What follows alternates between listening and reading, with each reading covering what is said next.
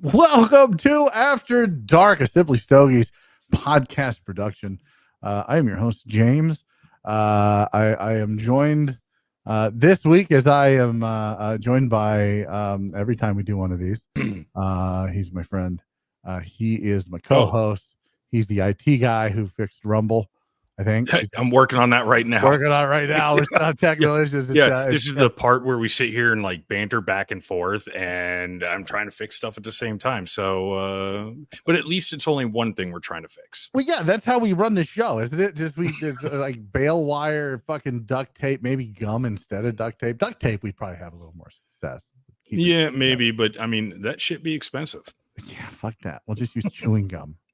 We'll just use chewing gum. Yesterday we released Tim, episode 133 with our interview with myself, Nick, and our friend Chef Rick Rodriguez and his daughter Sarah Rodriguez from West Tampa Tobacco. That was a great that was a good interview. Oh yeah. Go check it out. Clear the air next Thursday. It's coming up real fast. Tim's like, yeah, we got to record that still. So yeah, well, I mean, look, that's how it's made. Yeah, this is how the sausage is made, folks. Look, Simply Stogies After Dark is our once a month live show where we come together and we do this for our LE Club members, those who support us. You all support us. If you're watching this, if you're sharing it, if you're commenting, you're all supporters. But these folks, they support us. They support us like Chad. Listening from the camper. He's in the camper right now. He's out and about, Tim, doing stuff on the camper, in the camper. I think he's hunting, fishing. He's an outdoorsman, Tim. Oh, nice. Very nice. I would love to be outdoors because it's like the temperature of Satan's asshole in my garage right now. But I'll suffer through it. I promise. Yeah, I will. No, you're doing a good job. You just keep working on that. We'll come back here. And look, I just want to tell you guys that, if you want to help support us financially, we would absolutely appreciate that. Chad also supports us. He's part of the LE Club. And we do this for LE Club. They get to come on. They get to ask us questions. We get to talk about things that are important to them. And they can ask us questions or talk about whatever. It doesn't matter. I just said that, but I'm repeating myself. Why? I don't know. That's what I do. If you'd like to join the LE Club, go to simplystogies.com in the top right hand, LE Club. Click that, register, $10 a month, $100 a year. Look, we're going to talk about some things tonight that if you were a LE Club member or you joined by Saturday, you got something special coming. A couple of you already got it. Chad came by and picked his up.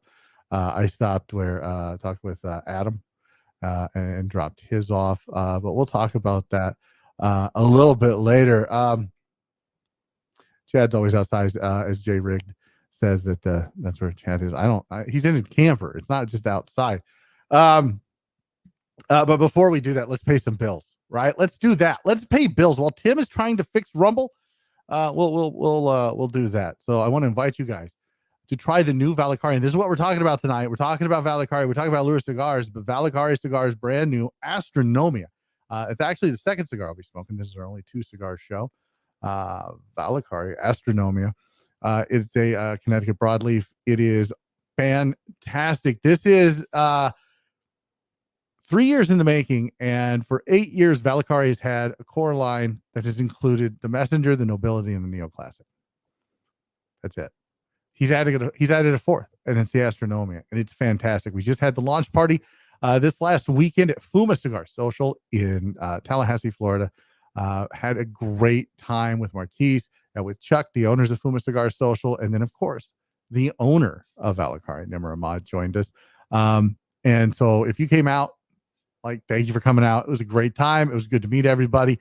Look, this is going to be available soon, as will all of the footage that we took in the launch party there at Fuma. And as soon as it is, we'll let you know. You should go to our other sponsor, smallbatchcigar.com. Smallbatchcigar.com. Aficionados know, enthusiasts know, and now you know. Smallbatchcigar.com. That's how I stay on top of all of the new releases. That's where I get all of my cigars. They are, unless it's Lure, they don't have Lure. As long as they've got it, that's where I buy it. You can use coupon code Stogies to get 10% off your order plus a bonus 5% reward points.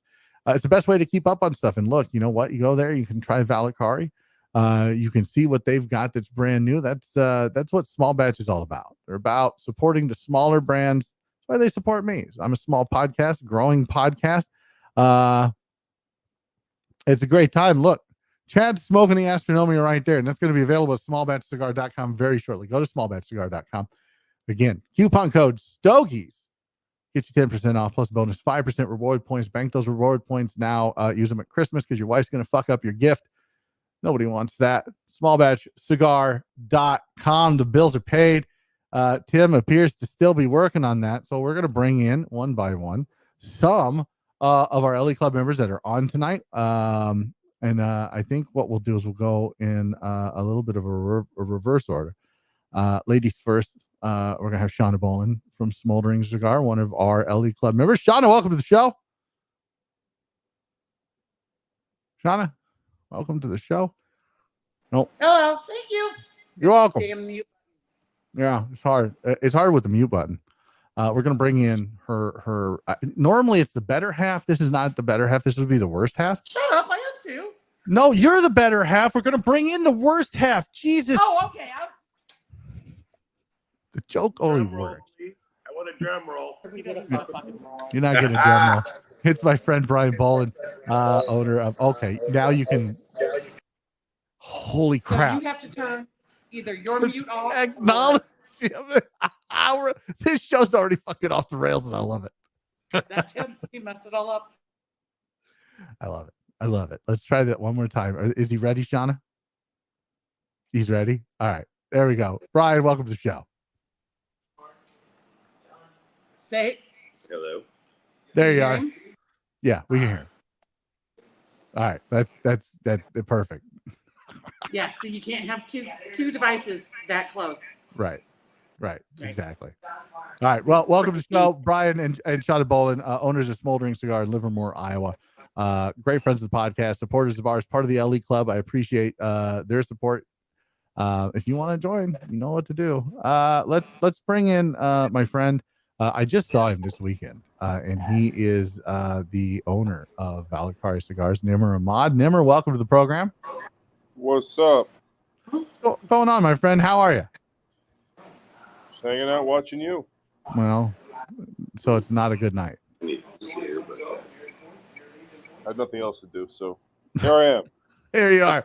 I appreciate it. And then last and certainly not least, we're going to bring in my friend Lou Cross, Lure Cigar, smoking. I'm smoking the Mean Gene right now that I got to relight because I have talked too much. Lou, welcome back to the program. Look at you. What are you smoking, Lou? Mean Gene. Mean Gene. All right. Well, we're going to go around the horn here in just a second. Jeez, it's like the fucking Brady Bunch. Yeah. So that's what this looks like. It looks like the goddamn Brady Bunch. I mean, a few short, but yeah, we're getting there. Hello. Nimmer, if you keep the same sequence, Nimmer's where Alice is, so we can just call him Alice. Nimmer, did you watch the Brady Bunch growing up? No, No. Oh, well, you're not missing much. we No, went over this. I'm not big on TVs. Yeah, we talked about movies, and you were like, I haven't seen a lot of the movies, and then like every movie I named, you're like, oh yeah, I've seen that. Yeah, no, I've seen that. I haven't seen a lot of movies, but I've seen those. Right. All right, so let's go. Let's just go around the horn. Lou, you said you're smoking the Mean Gene. yep. All right, Nimmer, what are you smoking? Same. Mean Gene. All No right, bad. so we're 3 for 3 here so far. Brian, what are you smoking, my friend? Mean Gene. All right, Shauna, what are you smoking? Holy cold. Holy coly. You just had to be fucking different, huh? You're He so picked it. extra. You're He so picked it. extra. You're so extra. Tim, what are you smoking? Okay. I got you, Nimmer. I got you. Ooh. There we go, the Finally. messenger. So that's what we're going to talk about. We're going to start off with the Mean Gene, and then we'll talk about Valakari's Astronomia.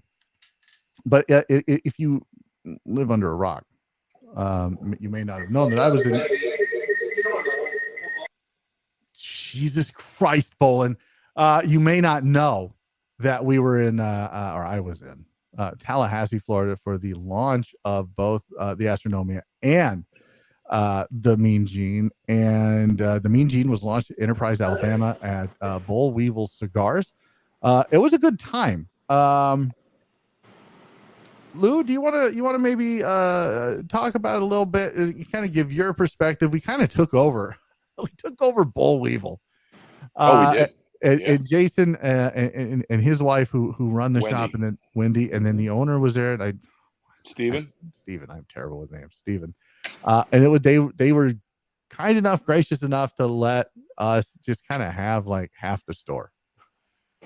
Yeah, no, Steven, Frank has 3 shops now, but I met Steven in Dothan. He has a shop there called the Humidor Fine Cigars, and that's kind of, when I'm over in Dothan, it's kind of the home away from home. It's like a living room. And so I met him there, and I've been years since been hanging out there at his shop. It's about an hour and 45 minutes away from the house, so if we're traveling that way. And when I was going to launch Lure, I brought him some samples, and he really, really liked the cigars and said, look, anything I can do to help you, I like to help friends. And he's been a supporter since the very beginning. And so when he opened his store a year ago, actually this last weekend was the year anniversary, which he kind of kept on the low key. It could have been a 1-year anniversary party in terms of, he allowed us to take the spotlight when he had the year anniversary of his store, which I found out after the fact, by way of a Facebook kind of memory that popped up. So congrats to them at Bull Weevil Fine Cigars. His second store in Enterprise, Alabama, about 25 minutes down the road from where his other shop is. But we asked if I said, I've got a launch of a cigar coming out. It's one of the ones in the Habano line. He had been able to try some samples. He really liked it. And he said, absolutely. And let's do it at Bull Weevil because the environment is a little bit bigger. And so they've got I had never been there.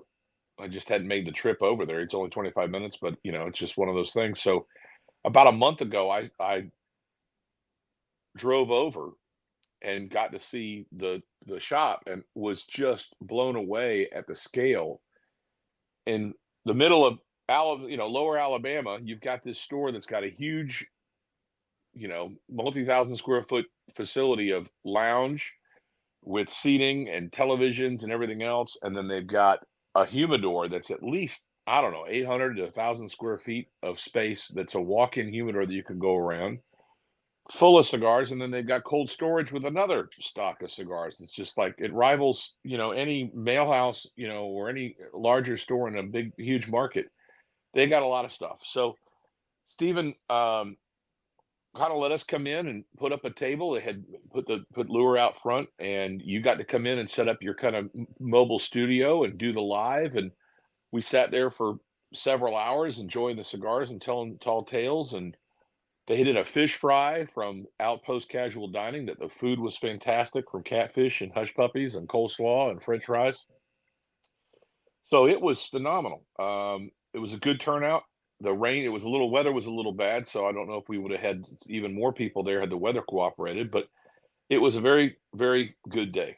And I appreciate you coming down and supporting everything, and Nimmer coming over and spending his day supporting me and the brand and meeting other people. And so that's the story.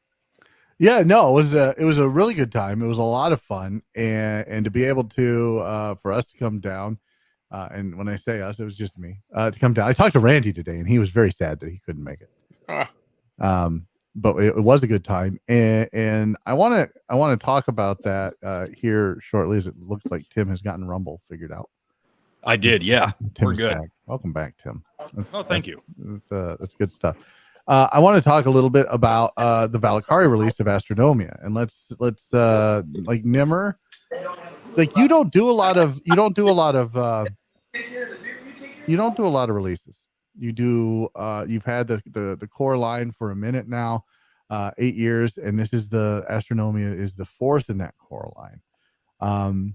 So for you to do a launch event, it kind of made sense, kind of a big deal.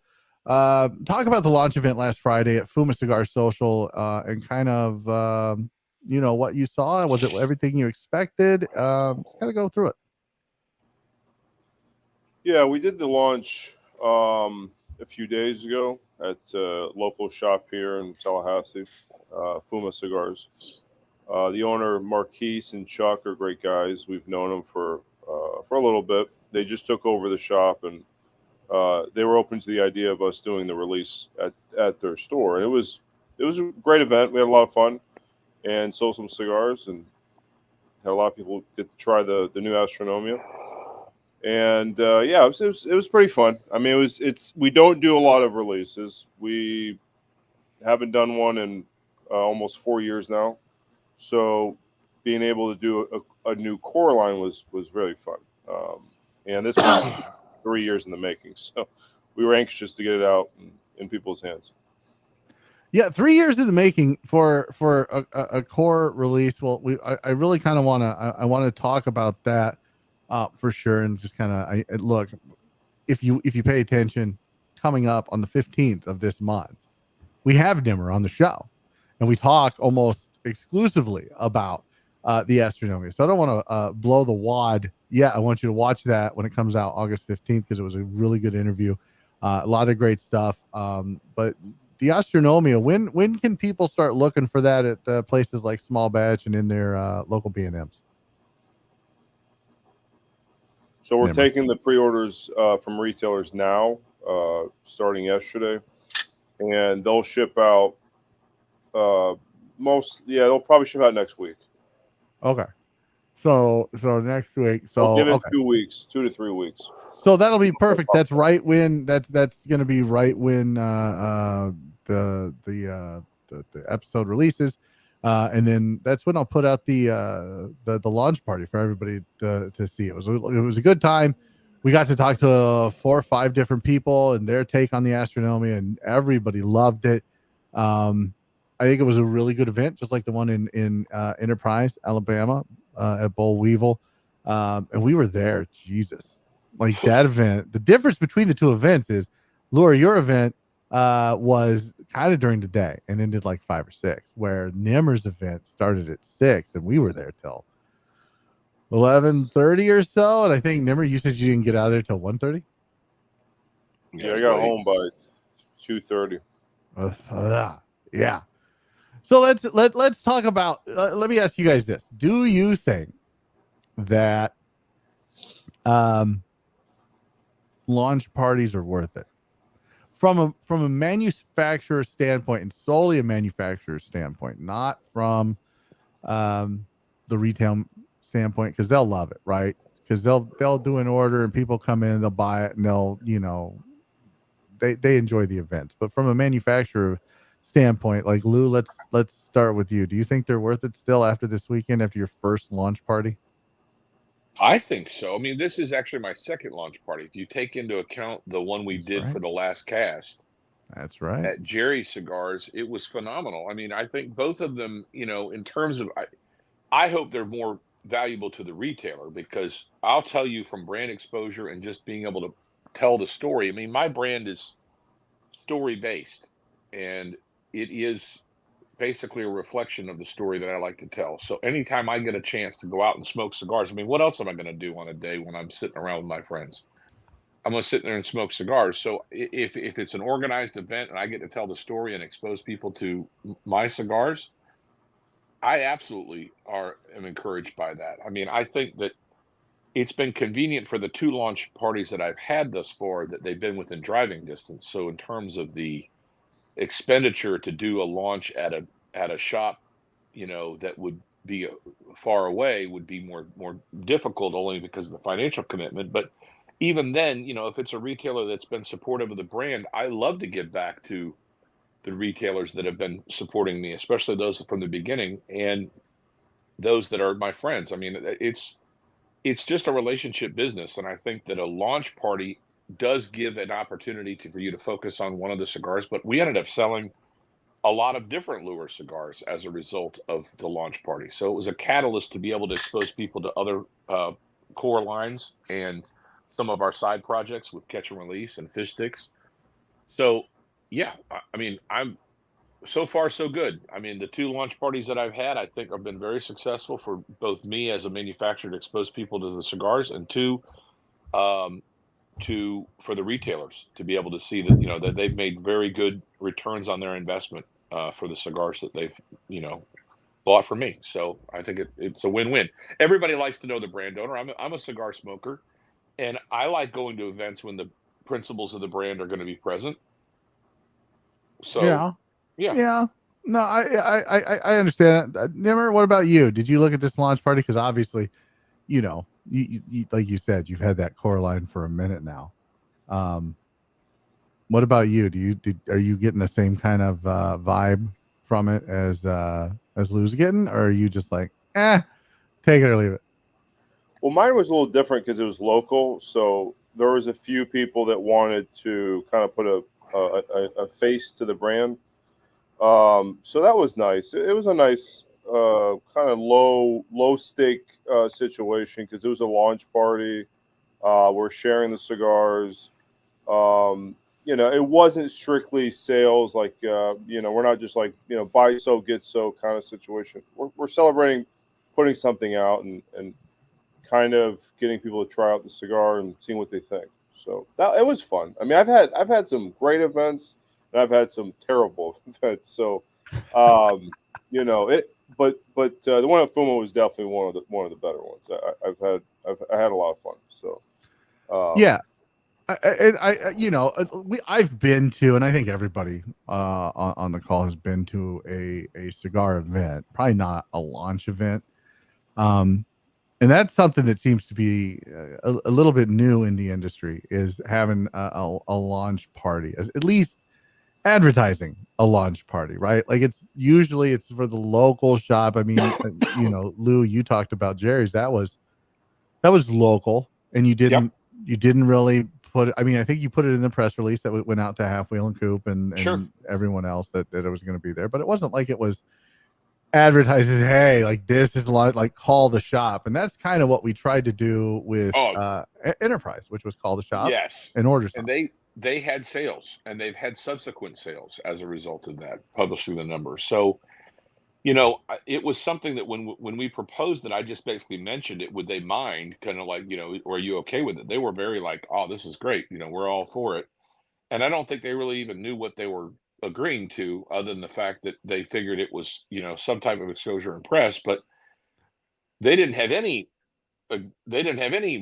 promotion at Jerry's for the last cast, other than signs in the lounge. So unless you kind of walk through the door or saw some things on maybe social media a little bit on Facebook and on Instagram, there wasn't an active campaign like, telethon type radio remote type of thing to, contact and call the shop. But during your live, they had, several phone calls where people called in and got different things. Good. So well, I think that was effective. Well, I'm glad that worked. That doesn't, that's not always the case.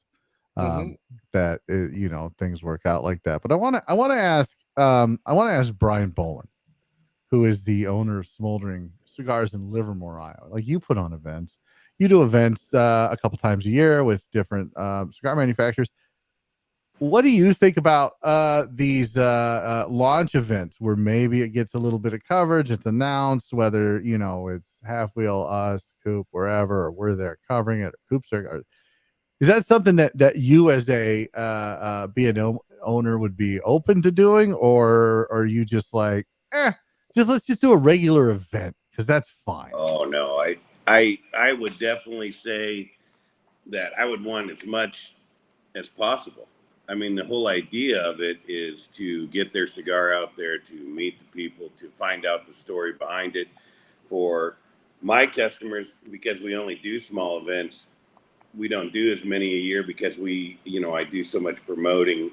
Any more help that would come into that would be awesome, because I want my customers to feel connected to the cigar they're smoking. No matter what cigar it is, I want them to have some kind of connection. I want them to have a feeling. I want them to be a moment in time that they're sitting down there and they're smoking that cigar, and it flashes back a great memory of whatever. And that's what I try to create with my event. So anytime that you can bring media or have a new cigar event coming in. I mean, yeah, always bring it on. I mean, make it happen. I think it's the best thing for a store, and any store that wouldn't want to do that would only hinder the progression of their customers more than anything else. Yeah, no, I don't disagree. I'm just wondering. I kind of want to go panel style here and just like, is this something you think will catch on? Like, I'm not looking for validation here, like, but to have a launch event, have media there, try to get more sales, is that something that we'll start with you, Nimmer. Do you think that's something you're going to do again? Or are you like, fuck that. It's kind of stupid. Depends on who's covering it. Yeah, is it me? If it's like, okay, it's not me. It's somebody that's bigger. Like fucking Charlie's there. Yeah, we'll definitely have to work on the media presence there. We had some half-wit, with the camera, but yeah, no, it's fun. It was fun. Are we even going to talk about how hard that is to do? What? To actually half-wit? Well, no. To actually go and cover an event, especially when you're by yourself. Oh yeah, we could do that. We can do that. But do that already? No, we're not going to talk about how hard that is. We're just going to call him a half-wit, and you can complain about that later. Perfect. I love it. We're complain about. I like her. Go ahead and move that camera over. Let's look. It was actually we had a whole setup. By the way, it was. You've shared time with James and so I can tell you, never spent most of the weekend with me and James hanging out down here in Tallahassee. So that comment was totally in jest. I'm going to defend him a little bit. I didn't think he was being serious. He was not attacking you. But I will say this: that James, when we set up, you went and I was setting up the table. So when we got there, and Nimmer and my buddy Drew that came along, they were helping just kind of unpack the truck and get all the stuff out. Another one, Todd. But the setup that James has is so impressive for like how you quickly deployed it and had the lights and the table set up and everything else, and boom, you had like a portable studio, like totally like unfolded, like in like minutes. And you were already like what do you call it, broadcasting or whatever. You were already live, but I'm still setting up over there. It was pretty great. It was all right. It's whatever. Before we go back to Nimmer and let Nimmer finish his thought, I am a half-wit, number one. Number two, let's welcome Jeff Dillingham, J Rigged, as he likes to be known. He is one of the newest writers at simplystogies.com, newest reviewer. He's going to have a review of the Emissary coming out from Macanudo. Yes, right. Like I gave you a couple while we were down. It's a shockingly good cigar. So Jeff, welcome to After Dark. Let's finish that. Why do you think a store wouldn't want an opening or a coming out party? Wait, let's clarify. A cigar release. Cigar release, okay, whatever. Yeah. I don't know what they'd be doing in that Livermore, Iowa up there, but I'm just going to say. Well, we're living life in Livermore. I'm just telling you that right now. It's like, hey, we're going to have a coming out party. It's all good, but I had a cigar release. That's all I'm saying. Yeah. No, I don't think that, to answer your question, Brian, I don't think that a lounge wouldn't want it. I think a lounge would want it. I'm just wondering if the juice is worth the squeeze for the manufacturer. That's all I'm asking. To have press there? Well, look, it's different. Yeah, I would think so. Right? Okay. We can't advertise anywhere. I can't afford to advertise in the cigar publications because it's $10,000 to even sneeze at an ad in Cigar Aficionado. Well, I'm not. And so, well, whatever. But that's on you, man. But I'm going to tell you that because we can't advertise, how else are we going to get it out there? And if it wasn't for Half Wheel and Coop, Smoking Tobacco, Jimmy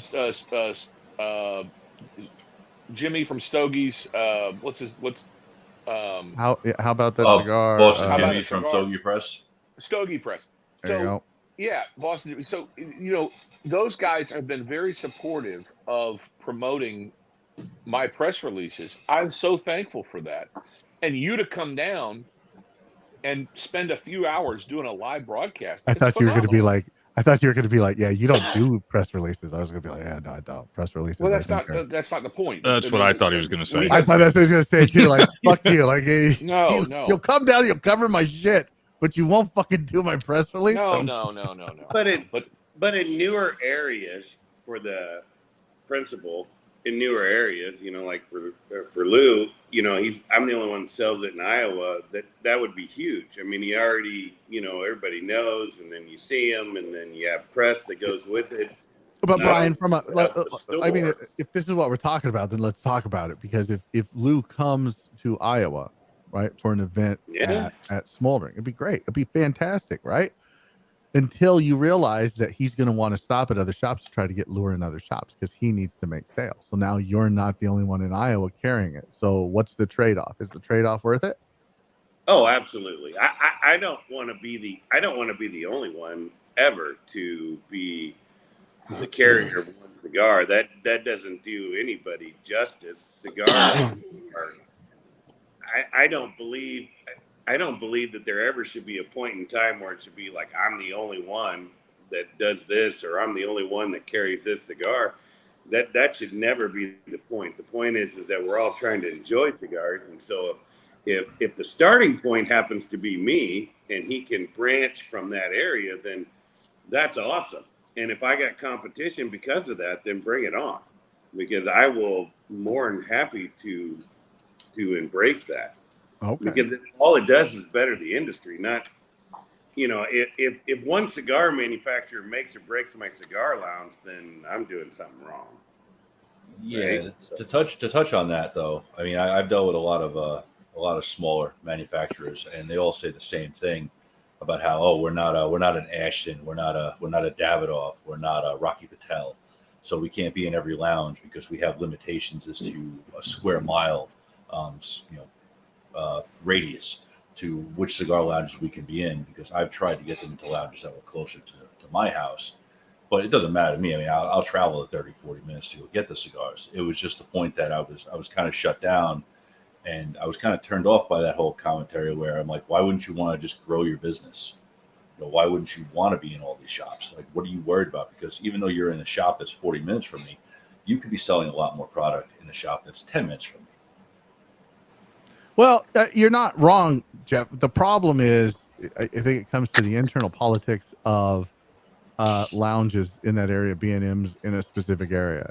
And I can't certainly speak to every area, but I can speak to, from my experience, there are not a whole lot of lounges that are in the same geographical area, the same city, that get along well with one another.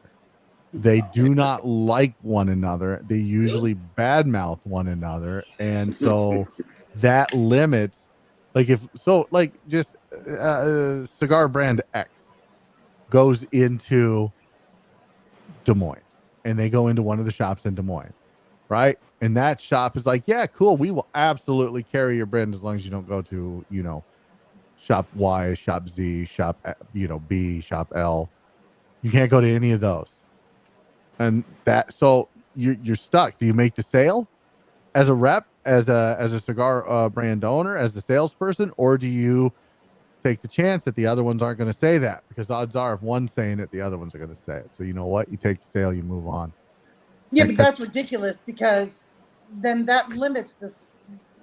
The whole idea is to elevate the entire cigar world. Not just one store. My turn. Not just one store. And so for a layperson, I'm not.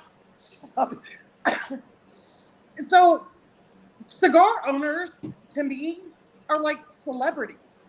So why would I never want a principal or a cigar owner in my store, especially if they're going to be fantastic enough to launch in my store?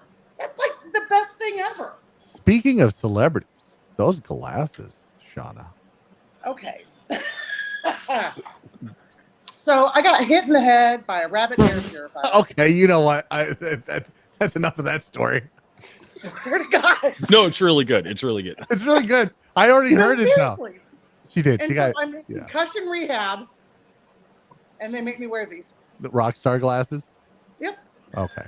Blue Jesus. light But- blocking. You know, David Blanco was just here. We just had Yeah. a really good event in July. Our big event's in July, and David Blanco. I'm the only one that sells his cigars here in Iowa, and you know, he flat out told me, it's like, dude, I'm hitting all these cigar stores in Des Moines. Can I call you for a reference and stuff to let them know? And I'm like, absolutely.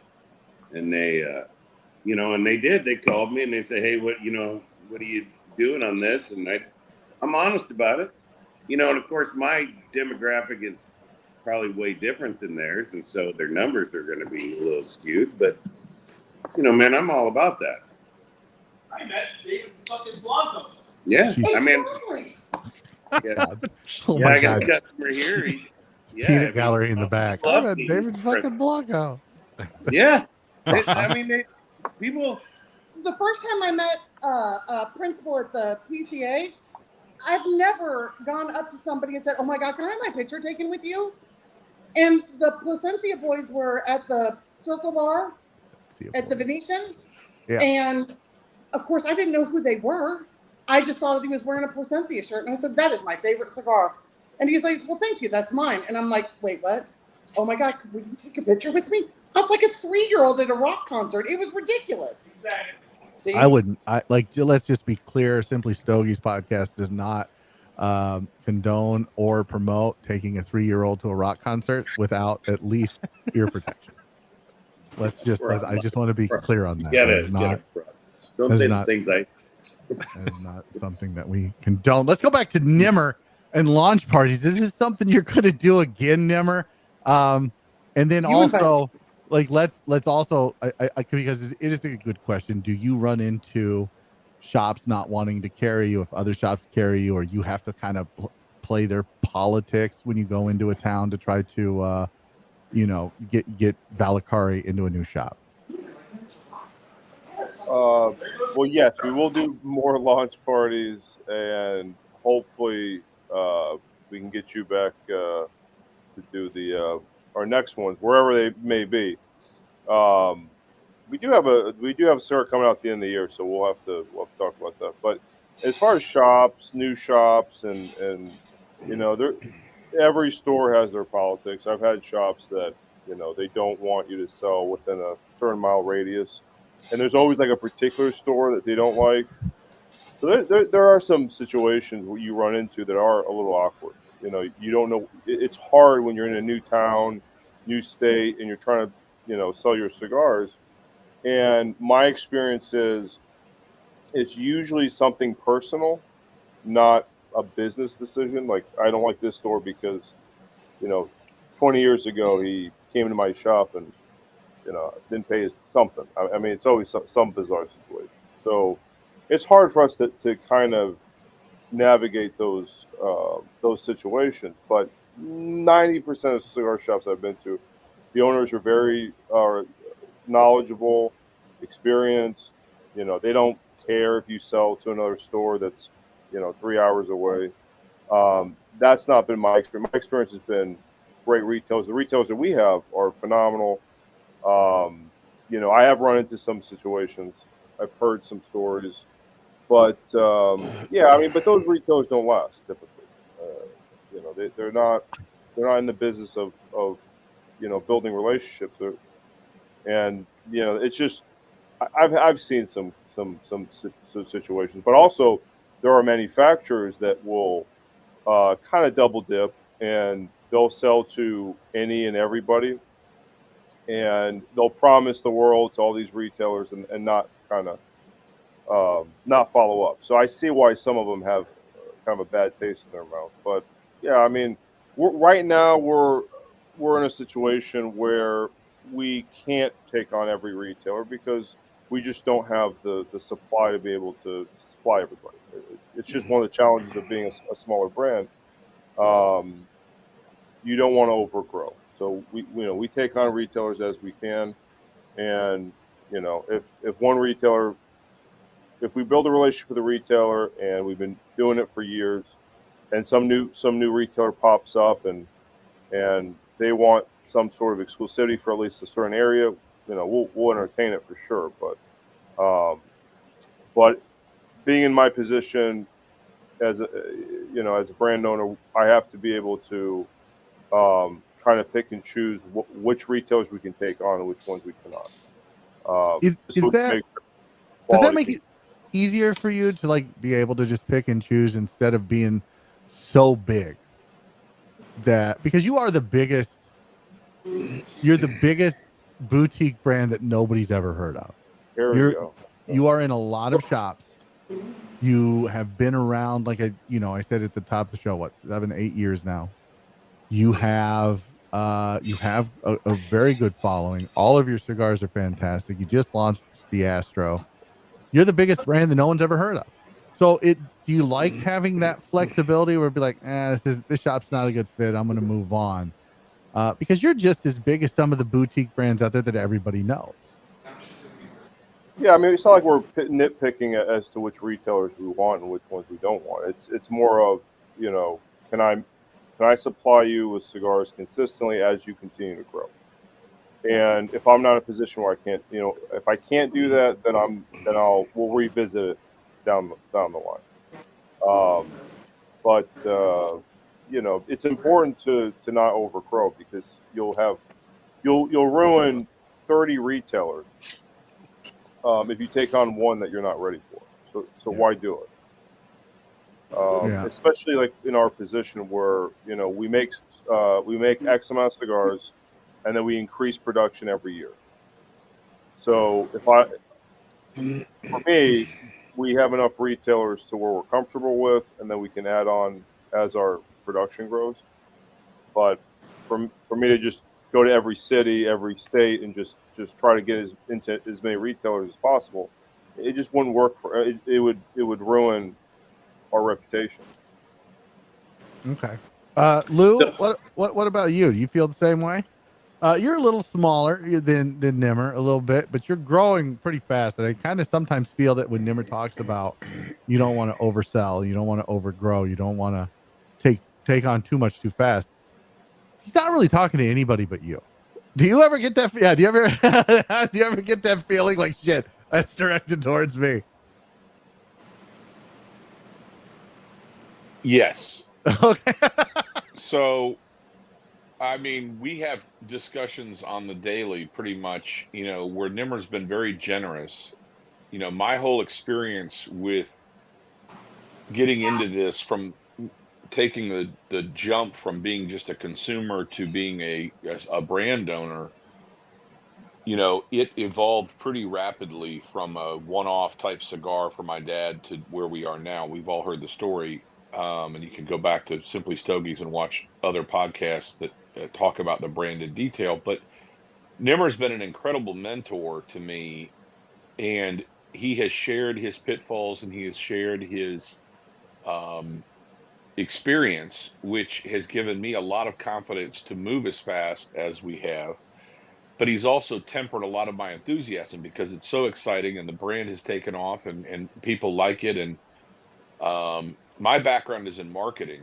And so, from a marketing standpoint, I have witnessed other cigar brands that have done a great job and other ones that have, don't care as much about telling the story or putting the brand out there in such a way. So I've tried to find success where some brands have found success. And when I come up with an idea or something, Nimmer's, very encouraging. And then he's also like, look, you need to table that, you need to hold that back, or you need to pause, just because you've got, so many different facings or so many different vitolas and so many different, cigars.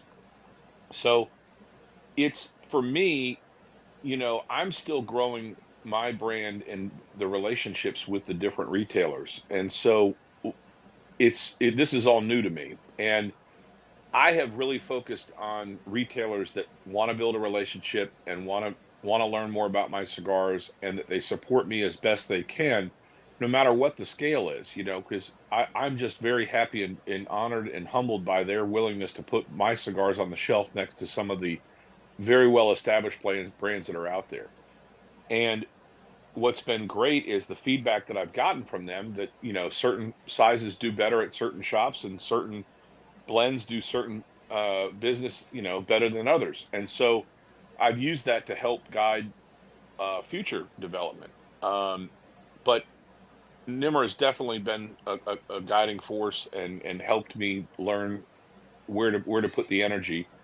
And as I grow for the next, going into the PCA show, I'm encouraged because, by the time I get to that point, I will be well positioned to be able to go to new retailers and build those relationships and have a good foundation to continue to grow the business. Yeah. Yeah. Scott Childress says that Lou is the biggest celebrity that he knows. So, Oh, I got a question. Hold on, Brian. What I need is when Shauna's rehab is over, I need her to send those Rockstar sunglasses to Lou so that Lou can have them, because I think Scott's right. Lou is the biggest celebrity that we all know.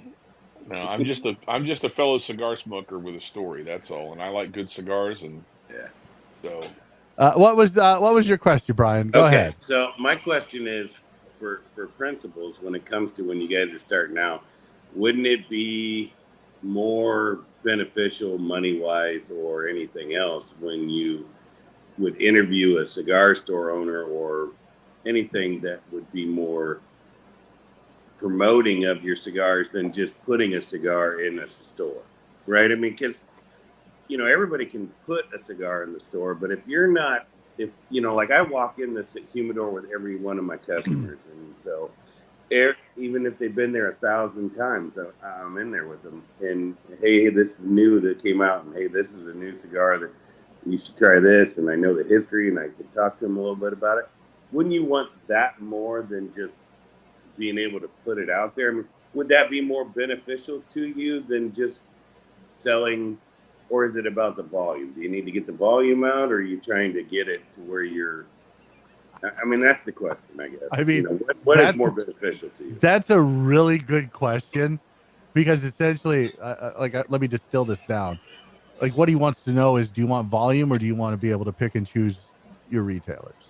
And I think that answer is going to be different for everyone. Let's start with Nimmer.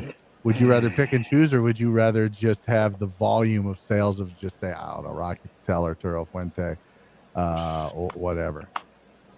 Well, so like for the volume customers are different than like I call them showcase customers. I have a lot of volume customers that you've never heard of that are either international or they're distributors or whatever the situation is. They're more volume. So, but with retailers, especially brick and mortar, we're not interviewing the retailer. They're interviewing us. We're the ones in there trying to sell our cigars.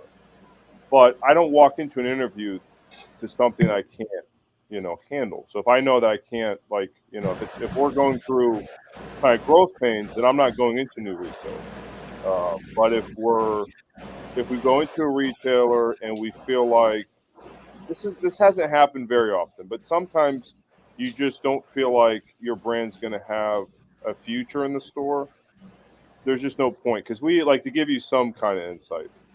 The first or the second order, the brand kind of breaks even on. Sometimes the first order they lose money, so it's kind of an investment into the store. So as the store grows and they introduce the cigar to their customers, and that brand builds up, that's where it becomes much more viable for the manufacturer. But if we feel like early on that they're going to put our boxes at the bottom of the shelf and not really talk about it, then it's probably not going to work out. So why invest into that store? But it's not about volume, because if you have production and you need to sell, then yes, it's going to be about volume. When you're first starting off, it's all about getting to your volume. But once you kind of settle in and your volumes, then the equation starts to develop more and more complexities, because then it's about supplying the retailers, and cigars aren't they're not like any other product. It's not like I make the product and ship it out. We have to age the cigars. We have to make sure the cigars are ready to smoke. If they're we have to validate them, make sure they're good to smoke. that the cigars are good, and then ship them out. So there are some complexities, and there's some loss of product along the way and whatnot. So when you're new, you're trying to build up volume. When you're established and you're growing, you have to kind of be careful with where you're going. You know, what retailers you're approaching, what retailers you're offering to supply. That's where it kind of becomes a thing. So it's not like, you know, the more retailers I have, the more money I make. It's not that. I wish it was that simple, but it is not. It's about growing the retailers in accordance to your production and your capabilities as a manufacturer. Gotcha. Edwin Loshi says, Loshi, hello from Cape Cod, Lou and Nimmer. Both you boys putting out some great sticks. If you missed it, Chad said the astronomia. This astronomia is delicious. It is delicious. We'll get to that here in a few minutes. But Lou, again, Scott, you know, you're you're just being modest. Everyone loves you. You are the biggest celebrity. Let's ask you the same question because, and Lou, as I focus on you and not me, everybody, like when we talk to Nick says he interviews retailers. He goes in and he's like, if I get a vibe from the shop that's not going to sell, I don't want LH in the shop, right? So are you doing the same thing? Are you interviewing, or do you kind of agree with Nimmer where it's like they're interviewing us, and if I get a vibe, we just won't support it or whatever? Like, what is that? To be honest with you, most of my growth has been word of mouth by people smoking the cigars or through my social media and people finding my brand by way of Instagram. And it was one of those things where I joined Luxury Cigar Club and got involved with the Discord and HERFs and things, which, you know, from going back in time, most of those social connections were on Facebook when Facebook groups used to be very active. And those have kind of fallen by the wayside, and Discord has really filled in the blanks. So when I joined, I'd never even heard of Discord until January of this year. And I joined Luxury as a member of their monthly subscription for their Palladium subscription. And then they offered to go online and go on the Discord. Well, I went in there and just started herfing with other people, and they asked me about who I was and my backstory. They didn't know I made cigars, and they said, well, let's try your cigars. And they gave me a shot. And when they started smoking them, they got excited about it. And Luxury got excited about it by way of that, and also Nimmer's recommendation. And they brought it in and they put a couple of the cigars in their kits and sent them out. Well, they have a broad audience as part of their subscription service for their monthly cigar packs. So there were hundreds of cigars that went out to many, many people. And, you know, 1,000 cigar smokers all smoke it, and some percentage of them like it. They would go back, and they're all over the world, and those, you know, all over the country and all over the world. They went into their local retailers and they would go and ask, do you carry this? And then I had retailers that were asking, you know, more about it. So I had people contacting me. So it was an interview for me and my brand. I have not really hit the road and started, you know, cold calling or knocking on doors, other than retailers that I have patronized as a cigar smoker myself. And I've gone to them and said, hey, would you consider carrying my cigar? They know what I smoke. They know that I smoke good cigars and that I like different things. And so they gave me a chance. And so, you know, it's the personal relationships. I wouldn't be in Smoldering if it wasn't the relationship with Simply Stogies, because you and Tim, you guys have gone up to the shop and you smoke up there and you said, look, you really should try this. And I sent some samples to Sean and Brian and they smoked it and they said, I like your cigar. And so that's kind of been my experience. And it's been very humbling to have such positive response. But it is an interview. They'll say, look, we'll consider it. Send us some samples. And I have not hit 1,000, but most of the people that I've sent samples to that have smoked it have carried it in their shop. And a lot of their customers that are connected through many different social media channels, they continue to go in there and pick up lure at their you know, request. So, you know, at some point in the near future, Nimmer is encouraging me and saying, look, you know, you're going to have to go out and you're going to have relationships with people that have never heard of your brand. And that's one of the reasons why we decided to go to PCA in April of next year, is that we want to hit a concentration of retailers that are there to meet new brands, and I hope that we'll have the scale and all of our inventory and everything set to be able to actively get Lure out there in more shops. Does that answer your question, Brian? Was that sufficient answer for? Yeah. Yeah. No, Okay. I think it did. I mean, not every cigar store owner is going to be the same, but I think it did answer my question, because I want to make sure that you guys are feeling what we're feeling on our end of it. You know what I mean? That you are kind of interviewing it, even though we're interviewing you to bring it in the store, you're kind of going, hey man, yeah, I feel this guy. Because if you do have a great cigar, that guy should be excited about it and should move it in that direction and move it with his customers. And on the other end of it, I mean, it's a partnership. And I just wanted to make sure, that's why I asked that question. I just wanted to make sure there was a partnership between the two, that we're all just trying to do the same thing. I mean, that wasn't just, I mean, you get into bigger companies and it is volume. We're all trying to make money. And at the bottom line of it, no matter what anybody says, you can't stay open unless there's money involved in it. And that's how the world works. But, in order to do that, there has to be a feeling behind it. There has to be some kind of passion behind that. And so, yeah, I mean, I got that out of it. I mean, that was a long answer to that question. Yeah, it was. But does that mean that you're going to carry a cigar in your store that tastes like crap because you like the guy who made it? Or does that mean that you're not going to carry an excellent cigar because you don't like the guy who brought it to your store? That's a good question. That's a great question that I don't think you should answer. I'm just being honest. I don't like, because the answer inevitably is if it moves, right? It doesn't matter if you only carry what you like you're missing the boat. That's a destruction. You're missing that. You've got to carry what your consumers are going to like. And Jeff, we haven't talked to you a whole lot here, and we want our audience to get to know you here a little bit, and we'll do that here at the top of the hour. That's good segue. It was, wasn't it? But what about you? What are your thoughts on this, Jeff? On B&Ms, how they choose? Should they should the manufacturers be more judicious in the shops they go into? Is it a volume thing? Just give us your thoughts, Jeff. So honestly, I definitely agree with what everything that's been said from Nimmer and from Lou. When it comes to, you have to be very cautious about who you're dealing with, and if they're actually going to move the product, if they're going to put it on the bottom shelf versus the top shelf. And we all know in the cigar industry, you have a lot of shops out there that are ran by hobbyists, not really business people.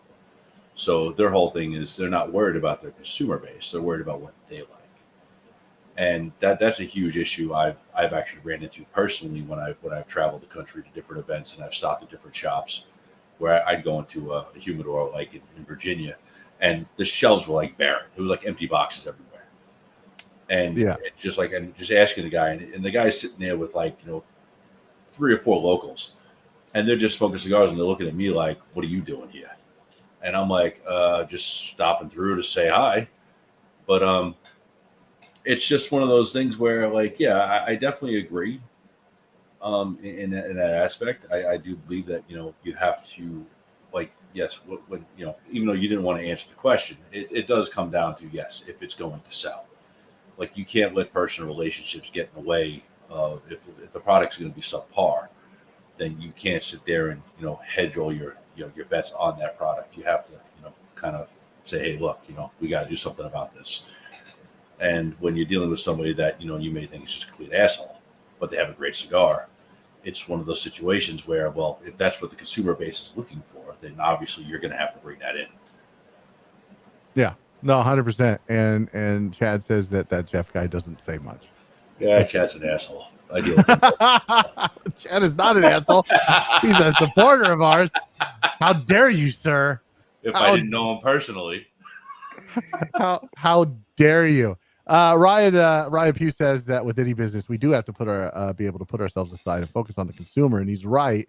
And that's what we do. I don't just review cigars that I know I'm gonna like. I review cigars that I know everyone else might smoke and that I might not enjoy. Which is why, when you look at our review process and you look at how we score things, personal enjoyment is the least weighted metric that we use. Like, did I When really was the last like? time you reviewed a Gurkha? Moving on. James Jones says cigars are relationships, though. He is absolutely right. And Chad is laughing at apparently being called an asshole by Jeff. So yeah. Why are you skipping past the Gurkha comment? What? What? Let's you know what? It's the top of the hour, so let's Deflection.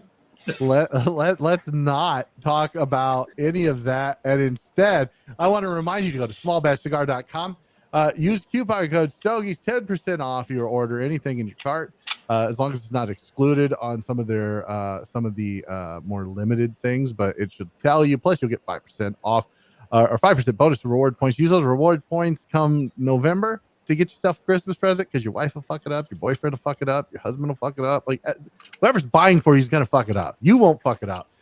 Smallbatchcigar.com. Enthusiasts know, aficionados know, you should know. Go there. Coupon code Stogies, 10% off, bonus 5% reward points.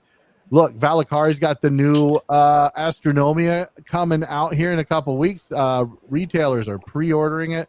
And our man, Chad, there's no better advertisement than that right there. He was smoking an Astronomia. Why? Because he got it in his sampler pack from Valakari for being a LE Club member of Simply Stogies. Said that the Astronomia is delicious. It's coming out. Go tell your retailer to pre-order it. Get it. They're going to be in the shops here in the next week or so, and probably over at smallbatchcigar.com. So make sure that you're doing that. And of course, the Mean Gene is out. Lure Cigars. This is probably my favorite in his portfolio. It's a very close race between that and the Last Cast, or if you're in certain places, it's called the Last Call. The Last Cast. Get it now. Go get it. Tell your B&M, hey, you don't carry Lure. What the hell's wrong with you? Carry Lure cigars, and while you're at it, carry Valakari. Carry them both. Get the new Astronomia. Get the new Mean Gene. And so thank you to all of our advertisers and sponsors for this show. The top of the show is it's brought to you by all three of them. So go check them out. And I promise we're not going to talk about Gurkha. Instead, let's go back here. James Jones says we've seen it in the industry already over the years with the disagreements. Yeah, no, we certainly have. Consumers are the priority as far as your selection, but you have to believe in the brand because you're pushing it. Customers will see if you aren't into what you carry. Yeah, absolutely. Gurkha. That's all I have to say about Gurkha. Let's move on. It's funny because Tim, you had mentioned at some point in the last hour what it looked like running a live stream, producing a show by yourself, getting everything set up, being literally I was the donkey to my own Shrek. Yeah. How'd that go for you? It was I don't like it. I don't like it at all. I don't know.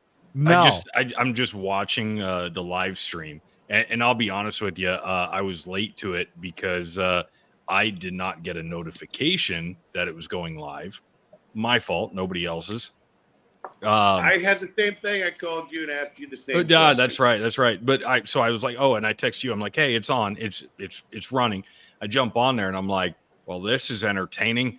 Just watching you struggle to operate everything, and it's a hard thing to do by yourself. Here's the thing. So I brought this little stream deck here, which helps you like do things. I brought it. I forgot to set it up. So it was in my bag, and I'm sitting there literally in the middle of the live stream as I'm struggling to like reach over and move shit and like produce the thing on the screen. Like, God damn it. It's in my fucking bag, and I forgot to set it up like some kind of asshole. I the Fridays was a little bit easier because I had time, and it wasn't like this. I could go into the lounge early and set up and have the lights set up and talk with Marquise and Chuck and like, where do you want it? Like, this looks good. What do you guys think? And have the lights and get that all kind of dialed in and good to go. And it wasn't live. That's all pre-recorded, and that'll go out.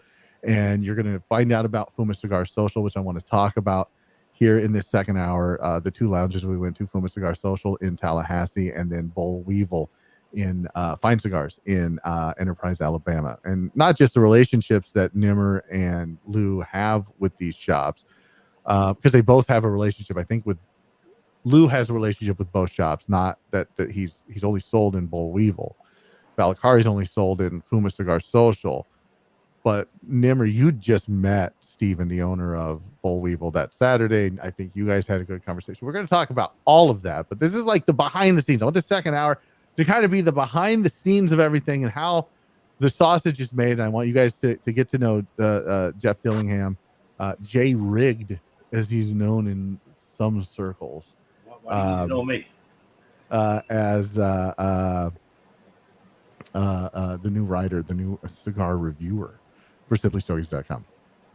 Chad says live events that I watch are always like that. Nothing is smooth, and I don't expect it to be. It's fine. Well, I appreciate that, Chad.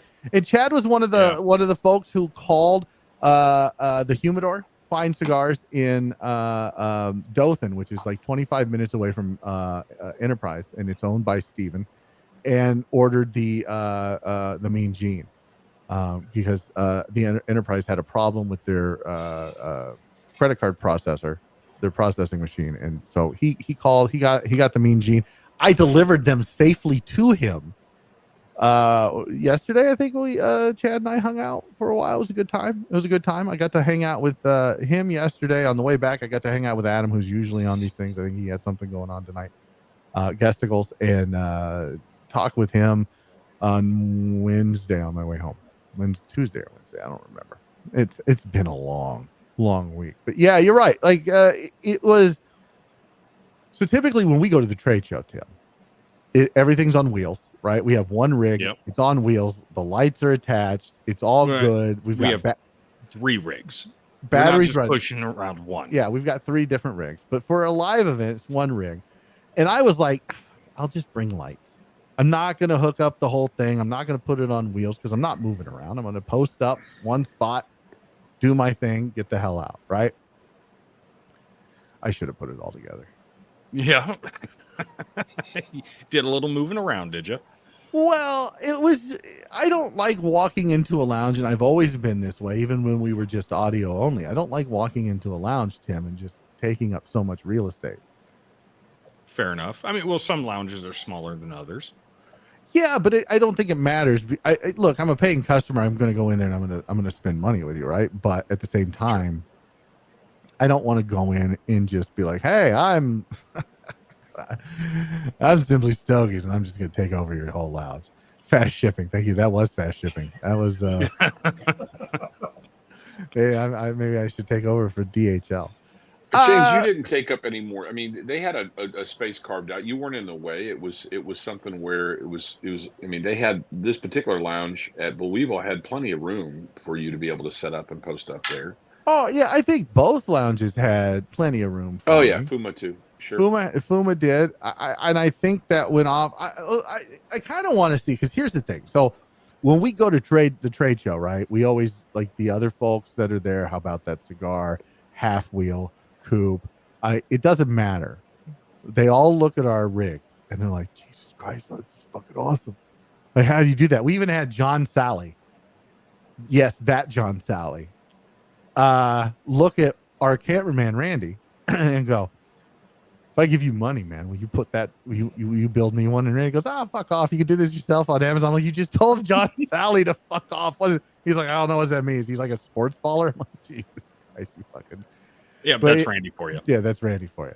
So people are always impressed with it. I don't know if people really over the next time you hear it, Boll Weevil Fine Cigars will make sure you have a better spot. It was a great spot, Scott. It was a great spot. I am not complaining. Scott works there at Boll Weevil.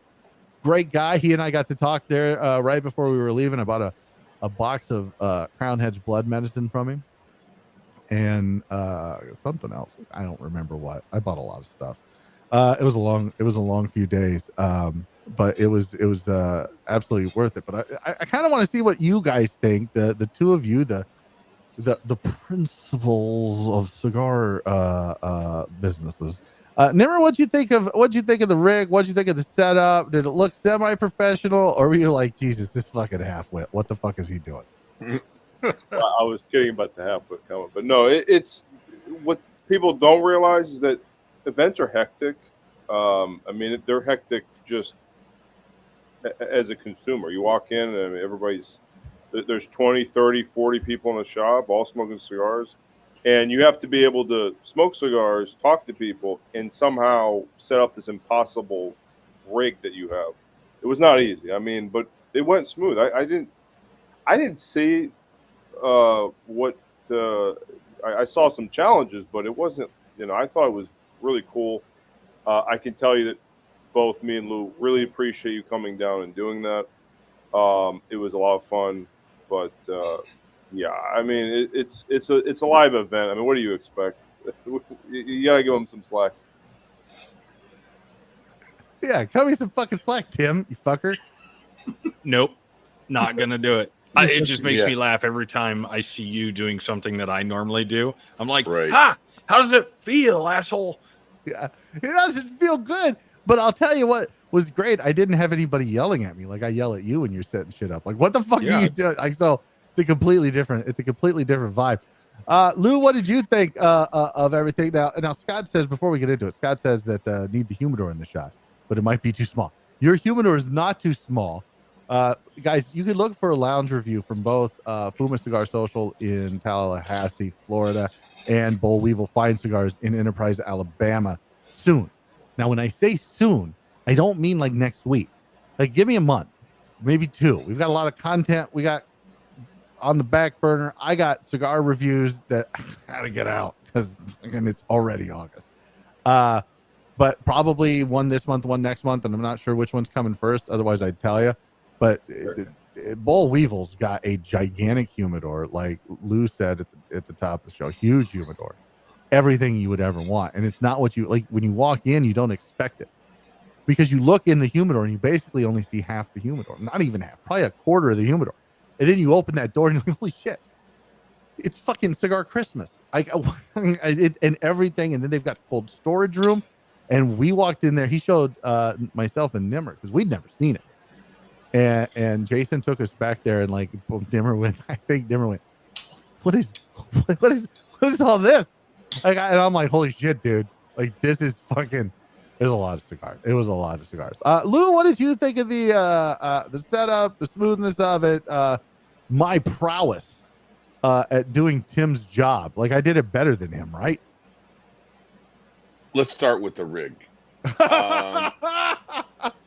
So I will say this: I posted to Instagram a picture of you standing behind the rig, which you can't see when you're watching the setup, and you can't appreciate what you have. And so I'm sitting here on my porch with an overhead light, and it's, plenty of light to be able to participate in something like this. But you had lights, you had the camera set up, you had the table set up, and it looked very, very professional. As far as I'm concerned, it was, and I've seen you in action at my old Kentucky Herf, where they set you up on stage and they had a pro camera there and everything else. Randy was running a camera as well as they were running a camera for Fat Ash too, weren't they? Or was it just you? No, they had a camera, like they had a real camera. So what I have is not what they have. What we have is very portable. What they have is very professional. And there's a difference.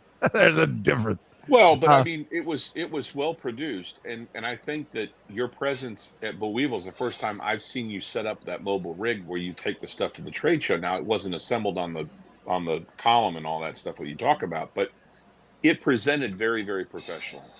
I will say this: I listened to the live recording on YouTube as I went over to Dothan back and forth this week, and the mic pickup was a little bit weak from the second half of the interview, and you had no way of knowing because when you're live you have no idea what's happening, because you have no monitor, you have no way to, or no producer that's back there to key it up or do whatever you do in the magic of your podcasting and recording.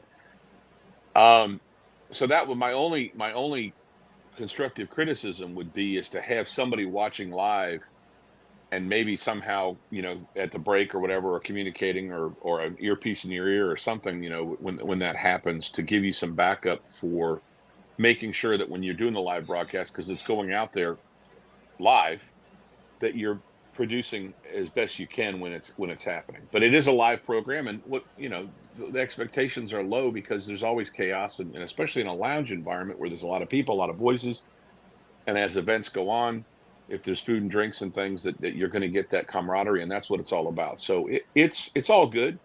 Now, from as far as the production standpoint, I think you did a great job as a solo act. I mean, I think that it would be better if you had somebody there with you helping out, and so you could focus on what you do best, and that's the interview portion of the podcast. Yeah, Tim, did you hear that? Like, get your shit together. You could have produced this while I was there instead of doing whatever it was you were doing. Some people, I'm not going to name names, but some people, they need to learn lessons the hard way. Once they learn that lesson, we can proceed forward. He's going to complain at you less the next time you do the next one. You don't know me very well, do you? That's not it. Tim's like, I wish that was the case. That's not the fucking case. But I'm going to reiterate what Nimmer said. I really appreciate you taking the time, and you drove for hours and hours and hours to get here. It's always fun to hang out in person. We've had a couple of times in the 3 or 4 years that we've known each other to hang out in person, and it's always better. I've hung out with Shauna and Brian in person, and while we've talked on the phone and while we can sit on Zoom and or StreamYard and Herf, it's always great to be in person with people that you like to smoke cigars with, and so I appreciate you taking the time to make that happen. Yeah, like I can bitch about having to produce this thing by myself, but it was literally 2 hours of doing it by myself. It was half hour, 45 minutes of setup. If that was probably 15 minutes to tops of setup, 15 minutes of breaking it down. And the rest of the time, both days, like I got there Thursday night.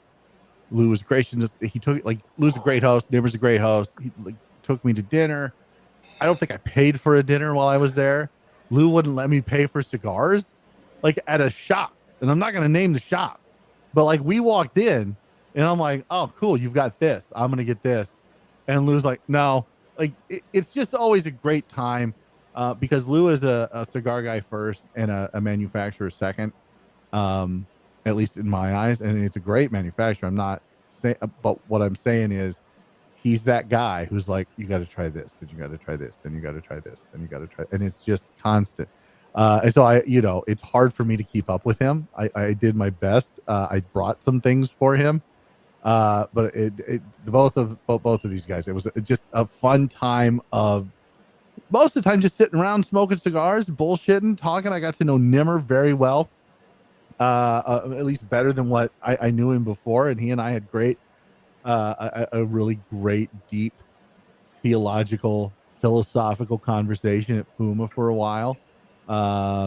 It's always nice to be able to do that, to be able to sit down with somebody and get to know them a little bit better.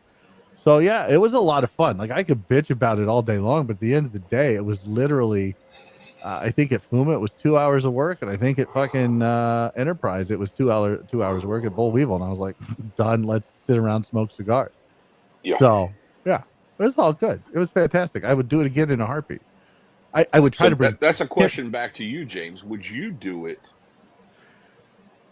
Would I? Oh, well, okay. So look, let me let me say this about that, and not just us. Okay, so look, you came down because I'm your friend and Nimmer's your friend.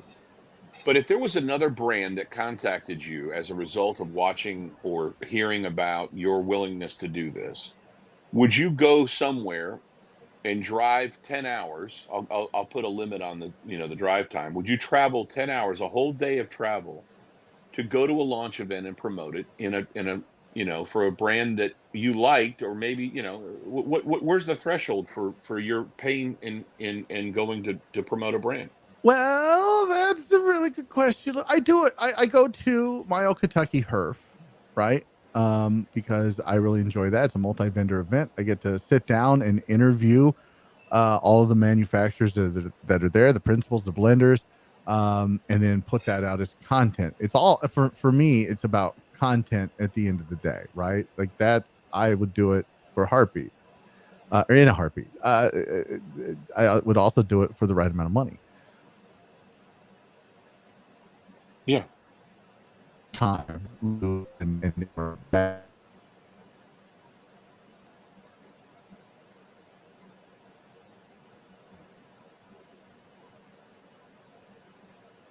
Did you guys drop out? No, I'm still here. No, I think No, we're out James here. might be having some internet issues. Yeah. What's going on? I mean, he was. I That think he was was. a good question. It was a good question. I think. Yeah, I thought it was a great question. I think he I froze. think he's dodging it, and so he has a little technical. Yeah, I don't. I'm not sure exactly what is going on with James, and that's probably a pretty bad picture to be frozen on. I'm thinking it's a great picture. I mean, should we keep that? We should totally keep that. I've seen a lot worse. Yeah. Oh, I'm there gonna he goes. have He that finally nightmare dropped out. tonight. Yeah, he I should mean, be coming back in. The good question about that is about the threshold of where you're willing to travel. Like I go to my old Kentucky Herf too. I've been there for the last 2 years, and for me being in New York, it's like an 11-hour drive. So it's a trek, and the only reason I do it is because flying is just not conducive. For me and my wife to go there, it's like $1,000 round trip flight, and then I got to rent a car. So I just look at her and I say, well, you could drive certain, like I'll get out of Long Island through New York City and to a certain point, and I'll say, okay, you could take over for a couple hours and I'll just finish it off. And on the way home, I'll say, well, you take the first leg, get to Pennsylvania, and I'll just take it the rest of the way, because it's, once you get to the city limits, it's a nightmare. Yeah, so New York, now the accent makes sense. Oh, I could go totally Brooklyn too, but I'm not from Brooklyn. I was sitting there earlier listening to you talk, and I'm like, man, that definitely is East Coast. I've been out here long enough now that I think I've lost it. So do you go to that lounge that Nick Cyrus goes to then, or Which one? are you out in that New Jersey area that he goes to, that big lounge that he? Oh no, I'm rarely ever in Jersey. Jersey's one of those states that you just want to pass through as quick as possible. All right. It's like Nebraska. Yeah, we can understand that here in Iowa. Yeah. Well, I think that good questions have been asked tonight about how manufacturers and retailers work together, and I think that's an important that we have together to make sure the cigars get out the way they should be, and I think that's the point that everybody should get out of it. I would say this. I mean, Brian, I'll speak to our relationship. You took a chance on the cigars because James and Tim both liked my cigars and said that you should consider it. You tried them. You thought they were good enough to bring into the shop. And when you brought them into the shop, you've got other people that have liked the cigars. Yep. And so you're not my largest volume retailer. No, but we're nobody's largest volume retailer. No, I get it, but that's not what's important to me. Is that number one, you're great people, and you do have the right philosophy about what your lounge is. It's a gathering place. It's destination cigar smoking. It's a beautiful place to go. You have limited shelf space in your humidor to be able to accommodate whatever brands you choose worthy of your humidor. And I think that the people that come in, you introduce them to the brand, and that you've had several people that have never heard of my cigars that are now very, very fond of the cigars and come back and continue to buy the cigars when they visit the shop. And, when they do make the trip, 2 hours sometimes plus to be able to come into Smoldering, they do smoke lure and you smoke it. And then as a follow-up to that, I'm pretty active on Instagram where I try to post several times a week. And it's been great because there's been a lot of other people now where I'm not just the one posting, but other people are posting and I repost. Well, you repost most of the stuff that goes out there. So you're furthering my exposure as a brand because you believe in it. And it really helps to have that reinforcement because then it pushes it out even further and you get better. I don't know what the metrics are or what the algorithms are, but more connections you have to other people, the higher your visibility is. And so my brand has gotten a lot more exposure just because of your social media participation. Well, yeah. Yeah, and I think that's important too. I think as a retailer, for us anyway, I have to, like you said, bring cigars in. I have to believe in it. Not that I would never, be my favorite cigar or whatever, but I have to believe in it to sell it because I got people coming miles and hours away to come to my store, and I want them to have a great experience. And so the only cigars I carry in there is ones that I know they can walk away from that. And so that I do a lot of research and and I'm always honest with you, Lou. I told you exactly what I thought of it at the beginning, and same with James when he told me, hey, and I did the research, and I did the same thing with Nick when LH was in. LH is in our cigar and store, and it's just you just that's why I was asking that question. Sometimes it should be an interview with the retailers to make sure they're, projecting what you want to project out there to the community, right? Mm-hmm. Yeah, and part of that, now that I'm back, welcome back to me, is why don't you have a Facebook page, Lou? Right? Yeah, right. Why don't you? Where's the Facebook page, Lou? I know. Well, you guys all got a chance to talk because I just empty can rattles the most. Well, it's funny is it stopped right where it said for the right amount of money, but we knew how you were going to finish that. So right. Well, that's Scott said that as soon as he mentioned money, the internet died. For the right amount of money, like let me go back and answer that, Lou. For the right amount of money, I would definitely go do it, but I worry about bang for the buck, not just for the retailers where I'm going in and taking up space, right? But for you guys as the manufacturers, is it worth the bang for the buck? Are you going to get a return on that investment? Are you going to get a return on me coming down there and covering a launch party? I don't think it's been done. I don't think I might be wrong. Maybe somebody else has done it, but I don't think I haven't seen it. I mean, I've watched. I mean, I've seen lots of launch parties, and there's a lot of shop exclusive type launch parties that happen. That some of the larger brands that have cult following, they'll have people that will promote it by having the principal there, but I don't know any media outlets that have gone and actually covered it, and definitely not alive. And I would definitely be interested in that from a consumer standpoint. I want to see what's happening because we can't be everywhere. It's expensive to travel, but if I could watch part of the live what's going on and talk about the cigar and see how the reception is, um, you know, there wasn't a lot of interviews of people smoking the cigar and saying, "What do you think of this?" I mean, that's a little dangerous from a manufacturing standpoint. What if they hate it? What if they're like, "Oh, it's okay." It's like I don't want that. So well, then to a consumer though, that would be honest because not everybody's gonna like every cigar. I mean, you're not wrong, but from a manufacturer standpoint, you want folks that are going to be complimentary to it. And while we didn't get a chance to do that at Bull Weevil, because we literally had 2 hours and we packed it full. We interviewed you, we interviewed Jason, we did the Humidor tour, we talked a lot about the Mean Gene, we interviewed Nimmer because Valakari distributes Lure. And so we kind of got the distribution side of it as well. It was a lot of good interviews. There was a lot of good content. We just didn't get a chance to go around and ask folks. And it's a little hard when their mouths full of great fried catfish and hush puppies because it was that was really good. But we did get to do that at Fuma Cigar Social the night before in Tallahassee. We got to do that, and people were very complimentary of the Astronomia and said how great it was. And so from a manufacturer standpoint, that's priceless to be able to have that and pull that up on YouTube when that's out and go, hey, look, like consumers liked it. Yeah. Maybe they just said it so it could be on YouTube famous.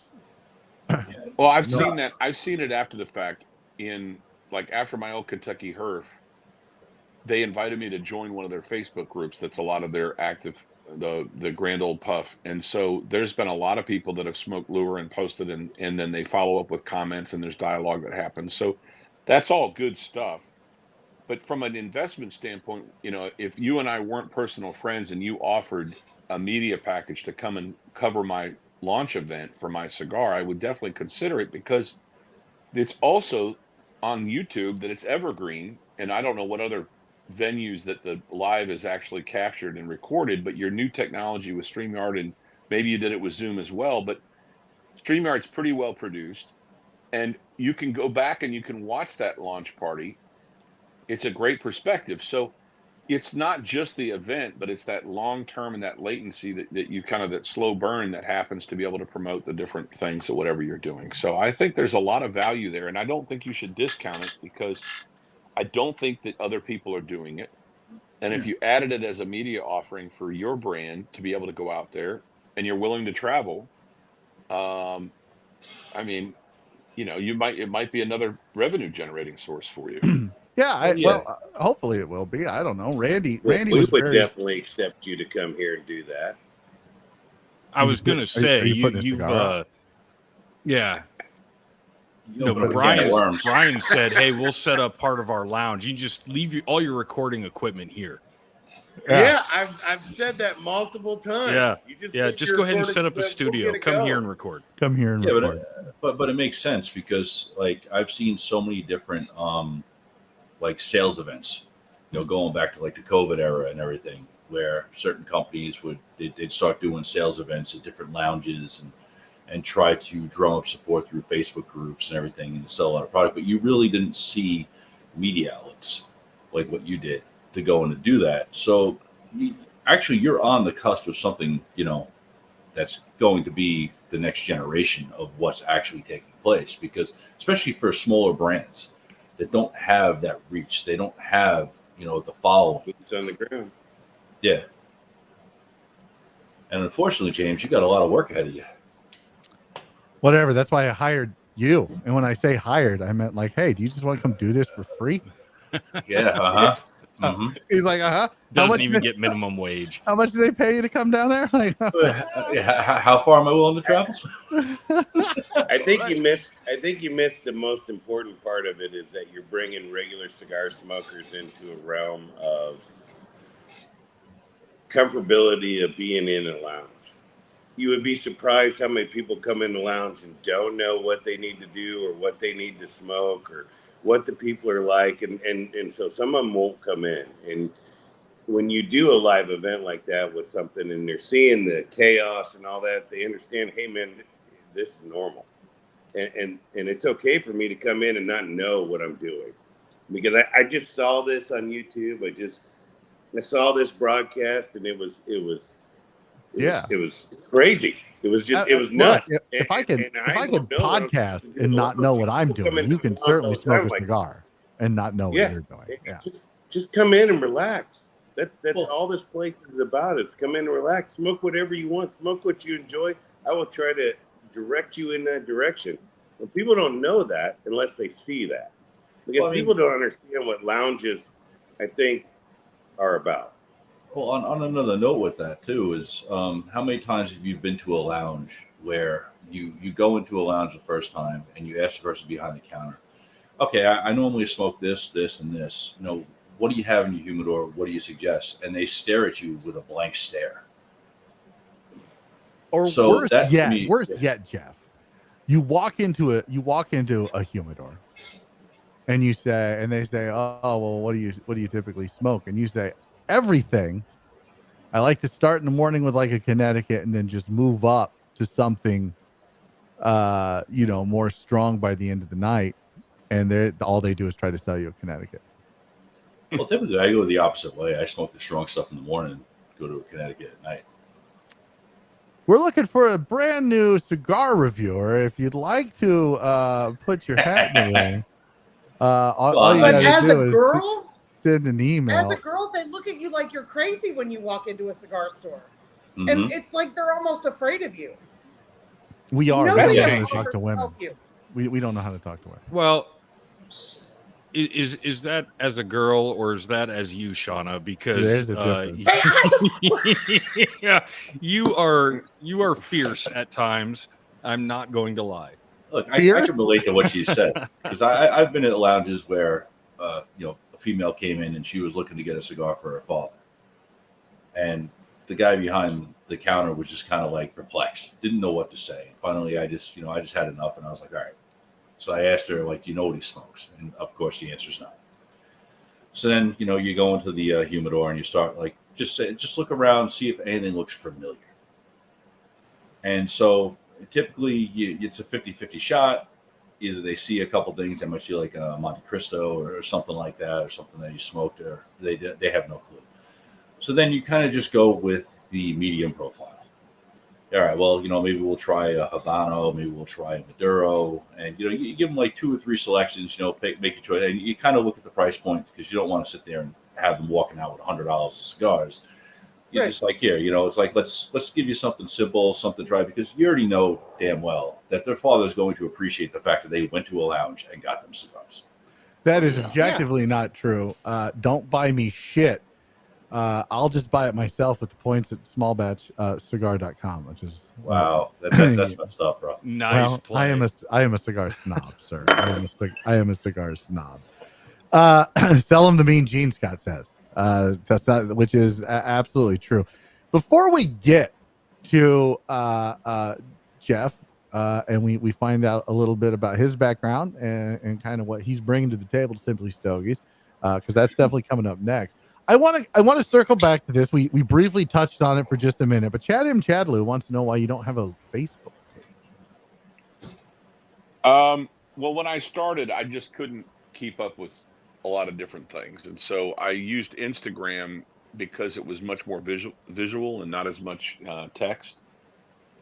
I have a personal Facebook page that has been found by many of the cigar fans that has smoked Lure, so they kind of loop me in on that. But as far as a brand page, it's a whole different ball of wax to create a brand page and then keep up with it. And I'm just kind of at a point where it's just me. My family does support the brand, but I don't have a social media manager, and so it was easier to manage Instagram than it was a Facebook page. I'm maybe consider doing that in the future, but I just picked one that was much more accessible to me, and that's where we are so far. So you can follow us at Instagram at Lure Cigars, and I encourage you that if you smoke our stuff or you smoke something else and want to tag us in it and say, this is a good cigar too, we're always looking for reposting. But Facebook is also not as cigar friendly as Instagram, even though they're owned by the same parent entity. That Facebook's got a lot of restrictions on tobacco, so it's a little bit more clunky. It is a little bit more clunky, that's for sure. But if you're a Gen Z or a millennial and you're watching this and you're a cigar smoker, let's help a brother out. Like set Lou up with a Facebook page. Like be a social media manager. You come be my social media man. I hate social media. I hate it so much. Tim would be good at building a website. Look, Tim helped me build mine. I mean, I in terms of the programming and getting it all set up, Tim is the webmaster of Lure Cigars as well. I mean, he does a lot of work. He does. He's the webmaster of Simply Stogies. Yeah, no, absolutely. Yeah, he built that one from the ground up. It's really nice, modern. I hate all of you. He did a really good job. But I'll tell you that he does incredible work for just a few cigars here and there. So it's amazing. His rates are great. His rates are fantastic. Rates are fantastic. There are days I know Tim's like, what did I get myself into? Why did I do any of this? Look at him. He's taking every day. Well, and I kind of leave him alone now because I'm like, I don't want to piss the bear off. My site got, I don't know, I wouldn't call it hacked, but it was an exploit from a WordPress exploit. Oh no, you straight up got hacked, man. Okay, so like there was this whole, like, he contacts me one day and he's like, your site is getting more hits than like the Washington Post or something. It was like crazy. So like I was getting thousands of hits, and I was all excited. Like I was like, oh, this is awesome.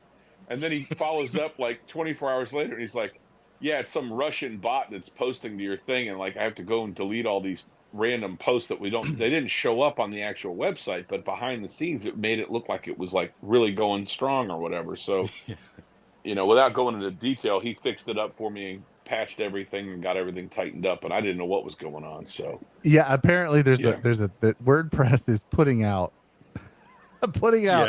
updates faster than the plugins can keep up. Like I told him last night, I go, dude, there's 20 updates to where he's like, yeah, we're not doing any of them right now. Yeah, like, I think I said, if you touch that update button, I will murder you. Yeah, it's straight up. I will just end you. And I'm like, well, I won't touch that. I am smoking. Let me produce this kind of like I was doing live. I am smoking the Astronomia now. Now this is not the final band. But look at that construction. Just awesome. And it's absolutely just amazing flavors coming out of this.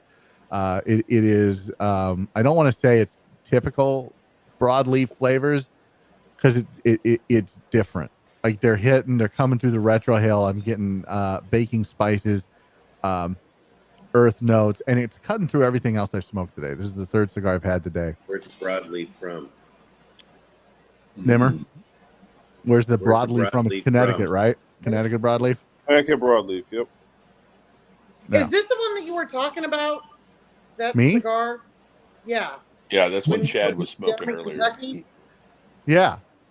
This is what. Is this the life-changing cigar? No, the Mean Gene's the life-changing. This is also life-changing. It's just different. This is a fuller profile, where Mean Gene, I would say, is probably medium full and maybe ends on full by the time you get to that final third.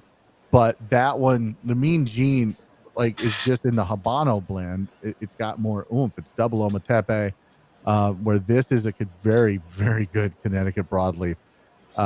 Not to say that it's better than the last cast or last call in some humidors. The last cast, but it might Not to be confused. Yeah, it might be better than the last cast. Sorry, Lou. That's okay. Sorry, Lou. Lou's like, whatever. I fuck you. No. You're not coming out here ever again. Like, I'm never having you out here. Favorite. Right. I try not to play favorites, but it is kind of fun to pit Lou and Nimmer against each other because at the end of the day, they just both. Like, yeah, mine's an LE and his is regular production, so you can get more of his.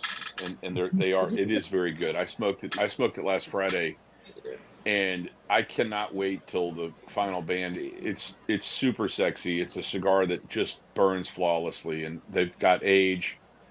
They're just phenomenal smokes. And so, I get excited because Nimmer shares a lot of his pre-production stuff with, local friends, and I consider myself fortunate to be one of those. And he doesn't smoke a lot of broadleaf. So, when it comes to broadleaf, he always lets us smoke them. And he's like, what do you think? And I'm like, oh, this is pretty good. And it was already a blend that was established. So it was one that I couldn't steal from him. So I had to come up with my own. So Nimmer will tell you that,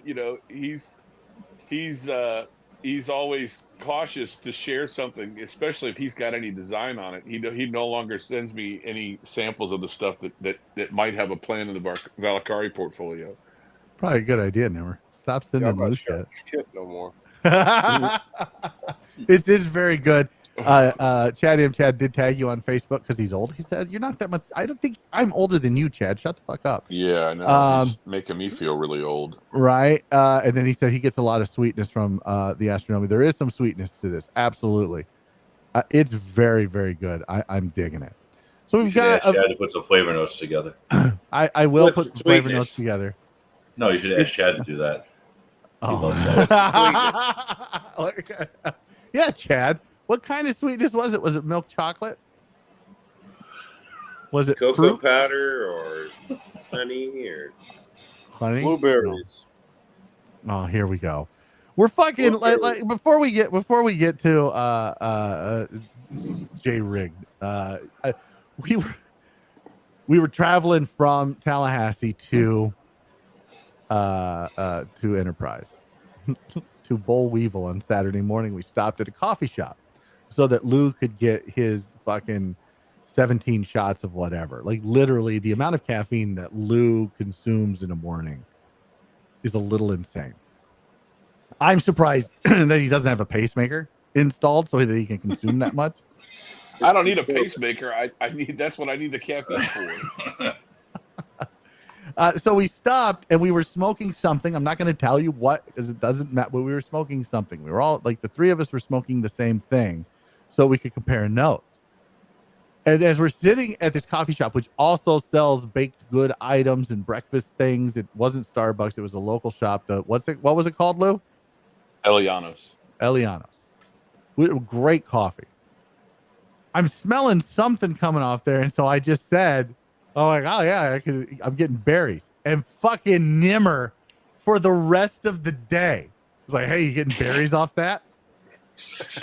Fucking, why don't we just come out with a cigar like called an the undisclosed berry? Is it blueberry, blackberry, strawberry? I mean, what's going on here? I mean, it was so vague. It's like, I'm getting cereal. Well, which kind? Captain Crunch. Fucking, it was blueberry. Shut the fuck up. I just didn't. Damn. I don't know why I'm friends with any of you. Just three. Yes, just three. Jay Rigged, Jeff Dillingham, brand new author, reviewer for Simply Stogies. He'll have the Emissary from Macanudo coming out. I saw the score for it. I agree with the score. Jeff Dillingham. Why don't you tell the folks just a little bit about yourself, how long you've been smoking, what got you into it, favorite cigar, and just whatever you want them to know. How long have I been smoking? I started smoking cigars in 2003. I got into, before that I was kind of smoking, the standard, I guess you want to say it's the avenue to get to smoking cigars, smoking your backwoods and all that other crap. And then I was working with a company, and I was working with a guy who smoked premium cigars, and I asked him if I could try one, and I started smoking with him. And I think the first cigar I actually bought, I remember I bought it came like the humidor. It was like one of those packages. It was actually the Indian Tobacco, the old Rocky Patel brand.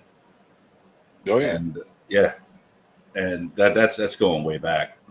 As for favorite cigars, I really don't have a favorite because my palate is kind of ever evolving. So I may be smoking a lot of cigar for like a certain period of time, and then that'll just shift. So my humidor is kind of always rotating. And I tend to reach out to companies, friends that I know in the industry that own like brick and mortar shops. And I'll just, I'll say, look, here's $200. Just go through your humidor. Just send me a bunch of stuff. Just so I could try different things, because I did the whole cigar of the month things for a while. And to me, they just kind of got old, where I was just like, you know what, I want more than just like 3 or 4 cigars. And I want to just kind of branch out and see what I like, what I don't like. I want to say around 2017, 2018, I started actually taking cigars a little more seriously, because everybody's different. It takes a while for your palate to really develop. And for me at that point, I started actually paying more attention to the cigars I was smoking to see what I liked in different cigars, what type wrapper leaves, what type binder leaves. And so now I started seeking out different cigars. So I tend to kind of favor the Habano wrapper for the most part, but I'm, not like, it's kind of weird because like James said before, me smoking Connecticut at the end of the day. Well, a Connecticut at the end of the night is really not a bad thing. It's nice, it's smooth, it's mild, and if you have the right palate for it, you can get the flavors from it. And what were the other questions you asked? Because you just rapid fire shot things at me. I think you answered them all. I don't have any other questions for you, Jeff. Okay. No, I think that was it. I think it was just you don't have a favorite cigar. How long you been smoking, and whatever else you want the folks to know about you. I'm just an asshole from New York. But that is also 100% accurate. I don't think anyone who knows you would say otherwise. But you're a good dude. You do have a good palate. You do enjoy great cigars. So we're very excited to have you on the team. We got to meet at my own Kentucky Earth. Yeah, you're from New York. Mm-hmm. Yes, sir. You ever gone to Martinez Cigars? I've heard of them. I've never actually. So I'm out in Suffolk County on the island, so I really don't travel into. I think Martinez. Aren't they in like Brooklyn or something like that? If I'm not mistaken. They're right on the business district. So yeah, They're down by Wall Street, Broadway. Oh, okay, all right. So they're in Manhattan itself. Yeah. At some point, I'm working in Manhattan every day. So at some point, I am at actually start going to different places. The problem is I'm always on a time constraint because I just have a 14-year-old at home. So I have to kind of get home to cook dinner. So I really can't just be like, let's just forego the responsibilities of parenthood and just let me go hang out at a cigar lounge. I mean, I could do it. Don't get me wrong. My wife is actually very forgiving. Surprised she's still with me. It's been almost 22 years. There's not a person who knows you that's not surprised she's still with you. Oh yeah, trust me, her level of sarcasm meets mine. There is. It's my poor kid does not know which way is up when it comes to sarcasm. Well, like just so people like when I saw him, because I've met you before, we've talked before at events and whatnot, but I saw him this last May at Mile Kentucky Herf, and you were clean shaven. You had a shorn face. Yes. And he walks up behind me. He's like, "Hey, bro, what's up?" And I turn around, I'm like, "Oh, hey, it's good to meet you." And he's like, "Yeah, it's Jeff, you fucker." And I'm like, "Oh shit, fucking, what the fuck happened to your beard?"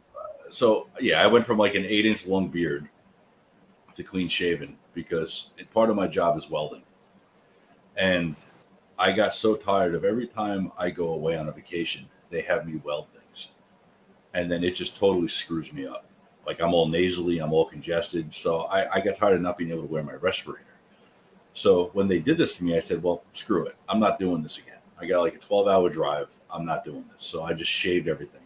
And then I hid it from everybody, which worked perfectly because I literally walked around my old Kentucky Herf, and a lot of people knew who I was that were there, but they couldn't figure out where I was. They recognized my wife, but didn't know who I was. And it was great. It was like hiding in plain sight. They were like, "Oh, thank God you dropped Jeff and you found a real man." Like, finally. It was something like that.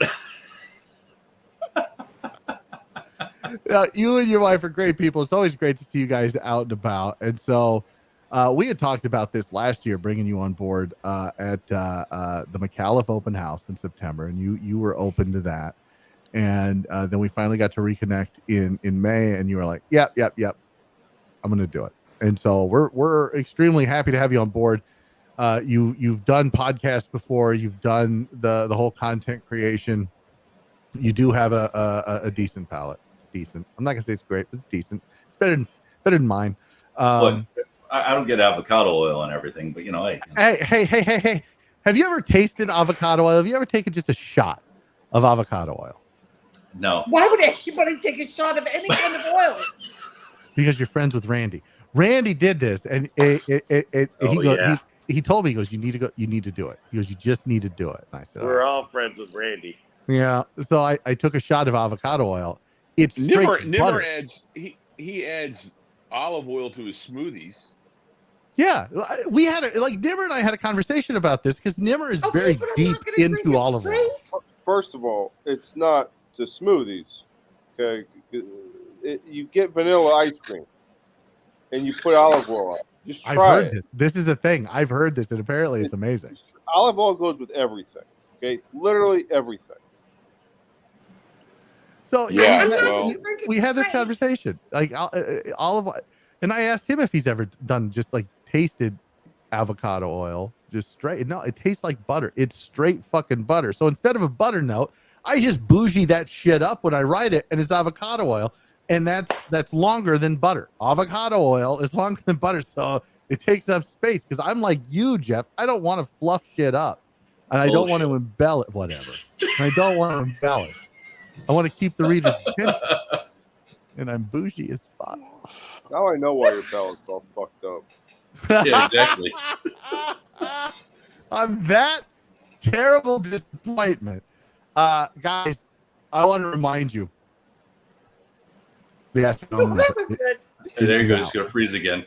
Yeah, as soon as you start shilling it, the camera freezes up. The camera's like, no, God damn don't it. do it. Internet, don't fail me dude. now.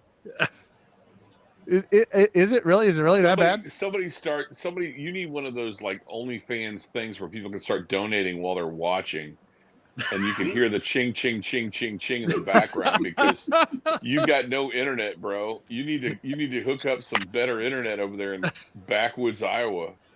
Am I back?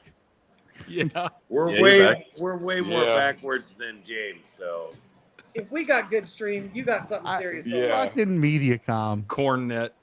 Cornet. I got scarecrows sitting corn outside the front of my door. So. Am I still here so I can end the show, or do I need Tim to end? Yeah, no, you're Yeah, you're here. All You're right. good. Look, Jesus Christ, the Astronomia, guys, is you need to get your B&M. What is with this guy? Jesus. So, are you more of a Maduro guy Who, me? or a Connecticut smoker? Is this for me? Yeah. All right. Yeah. So I used to be heavy into Maduro cigars, and I really don't know why. I guess it was just the sweetness of it. But yeah. And so here's the thing. So like Connecticut's, I was never really a fan of. I kind of just blew them off for the longest time. So at some point, you couldn't find the flavor out of it, or yeah, that's what it was. So really, what it was is, like I said, like around like 2017, 2018, my palate really kind of came full circle, where I really started paying attention. Because for the longest time, I just smoked cigars. Like, yeah, I would just smoke them. No, you're really like, oh yeah, I like this, but you never really actually paid attention to what you were smoking. So then, once I actually started paying attention to what I was smoking, and then I decided, you know what? Maybe I'll dive back to Connecticut's. And a lot of people I knew were like, you don't like Connecticut's. I said, well, I don't like Connecticut's because I never really looked at it in a certain way. So then I started kind of getting into it and actually evaluating it. And then, once you actually start to really kind of dive into what the flavor profiles are, it's a whole different aspect. So I am actually a Maduro fan still. For certain cigars, I'm a Habano fan. I like the Corojo wrapper. It's like, and then Connecticut's, to me, it's all situational. Every cigar, depending on what you're doing or what you ate, recently. That all affects what you're gonna smoke. So now when I go into my humidor, I think about it. It's like, well, what did I just have an hour ago? Like, what did I just eat? It's like, what's still gonna be on my palate? Like, I don't want to smoke something that's gonna be like completely the opposite. Because then it doesn't really enhance the flavor. It's just kind of like it's just, it's it's a good cigar. You smoked it many times, but are you really getting the full flavor you want to get at it? Because the whole point of smoking cigars isn't just to chain smoke cigars. It's to actually enjoy the experience, to be able to sit down because you're dedicating, an hour and a half of your time. You're not just sitting there like, oh yeah, I'm going to smoke this for 15 minutes. We're not cigar aficionado where we smoke the first third, put it down, and say, yeah, we rated it. So then, when you are picking cigars, do you pick it on what you've had to eat or what you're thinking about drinking, or yes, does that go into your mindset of how absolutely you're thinking what you're going to smoke at that time? Well, usually when I review a cigar, I only drink water. I drink straight. Yep. I drink a lot of seltzer water because I hate regular water because regular water sucks. I need something there. So, but it's still water. But if I'm going to review a cigar, it's going to be water because I want to get the actual, what the cigar is giving me. I don't want to sit there and be like, well, is it the cigar or is it because I'm drinking a bottle of Cabernet or if I'm drinking some Blanton's or whatever it is I have in front of me. I want to know what the cigar is actually giving me. And then after I do that, then I'll start to pair it with different things to see what else comes out. Knowing that I've already drank certain bourbons, whiskeys, it could be a scotch. And, sometimes even drinking like, Dr. Pepper with a cigar is kind of it's like a whole skewed thing. You get some weird flavors. Yeah. You can get really weird flavors. Don't do that. Drink water or bottled water or whatever. I'm going to try to end the show before this. We'll get avocado oil. Get avocado oil. Take a shot of fucking avocado oil. Make sure you're holding up your cigar like you did. Oh my God. Go tell your local B&M to order the Valkyrie Astronomia. It is absolutely fantastic. Connecticut broadleaf, Nicaraguan fillers, binder, right? Nimmer? Yeah, he's shaking his head. Yes, in the affirmative. I knew I had it right. And check out my interview with him on August 15th of this month, where we talk exclusively about the Astronomia, what it's like putting out a cigar after so long.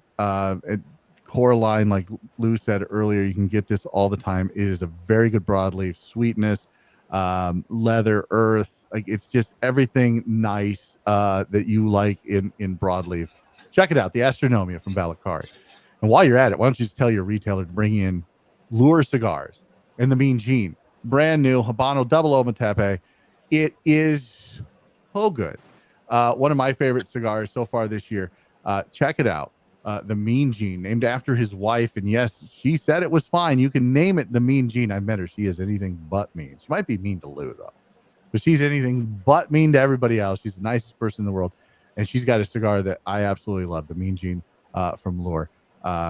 Check it out. And of course, you can get Valakari and everything else that you ever want from smallbatchcigar.com. Go to smallbatchcigar.com. Use code Stogies, 10% off, plus a bonus 5% reward points. Bank those reward points. Use them in November so that your wife, your husband, your boyfriend, your girlfriend, your kids, your mom, your dad, whoever doesn't fuck up your Christmas gift, get what you want. Use those reward points. Bank them now. It's just smart. Aficionados know, enthusiasts know. Now you know. Smallbatchcigar.com. That's going to do it for this episode of After Dark. I want to thank the panel, the guests for coming on. Lou from Lure Cigars, Lou Cross, thank you, my friend. Nimar Ahmad from Valakari Cigars, thanks for coming on and hanging out, smoking cigars with us, telling us about your brands, guys. I know I enjoy it. I think our audience enjoys it. And thanks for having us out to do the launch parties for the Astronomia and the Mean Gene. That was a lot of fun. Hopefully we could do more of those. I think it is a good idea to do those. So look, if you're a manufacturer and you have a cigar coming out and you want to give the B&M of your choice, wherever you're launching that at, a little bit of exposure, as well as exposing your new brand, your new line, your new cigar, let me know. info@simplystogies.com. And we can work something out. For Shauna and Brian Bolin, Smoldering Cigar, Livermore, Iowa, who carries Lure cigars, by the way. For my and friend, the Mean Gene, we have the Mean Gene. There you go. If you're in Iowa, go check them out. Honestly, make the drive. It's worth it. Which I have your cigars, Brian. I will bring them up sometime this week. Good. This next week. I promise. This next week. I don't know. Tuesday, Wednesday, Thursday. I don't know. It'll be there. So maybe we'll be able to try the ones you were talking about. Yeah, you got it. Yeah, all the LE Club members got a 5-pack sampler of Valakari and a 5-pack sampler of Lure. Clearly, except for us, because you had them. Wow. I haven't sent anyone's out yet. You know what? And thank you for watching our show. You're slipping, bro. You know what? We're gonna do this. That way I can just continue on. So thank you, Shauna and Brian, for joining us. Really appreciate all of your support. Jeff Dillingham. Hey, one last thing for you, though. You know, yes, sir. When it comes to Christmas, it's the thought that counts, bro. Yeah, no, it's not when it comes to cigars. I'm not smoking shit sticks. So you could check out his review of the Emissary next Friday. Macanudo, really good cigar, solid. It blew me away. It blew Jeff away, and it blew Lou away. Like, we were like, this is a Macanudo? Like, this is what, you guys nailed it. So good job. It was good. It's good. Macanudo. And then, of course, for Tim, I appreciate it. You're the man. I appreciate everything you do, Tim. And I wish I got to hang out with you more. Chad says, thanks for the show, everyone. Well, Chad, you're very welcome. You're very, very welcome for the show. Join us, like I said, next week. We're going to have the Clear the Air for Chef Rick and his daughter Sarah from West Tampa Tobacco, where we talk about it behind their back. That'll be released next Thursday. And then on the 15th of this month, like I said, Nimar Ahmad, 22nd. Guess what? We're talking about Nimar behind his back. And we're going to put it out for everybody to listen to. And then on the 1st of September, Eddie Guerra, head of marketing for Davidoff. That's a great conversation. I can't wait for you guys to hear all of these interviews. For everybody on the call, for all of our advertisers and sponsors, till next time, stay smoky, friends. And now I got to go here, and we're going to hit this, and we'll see you next time.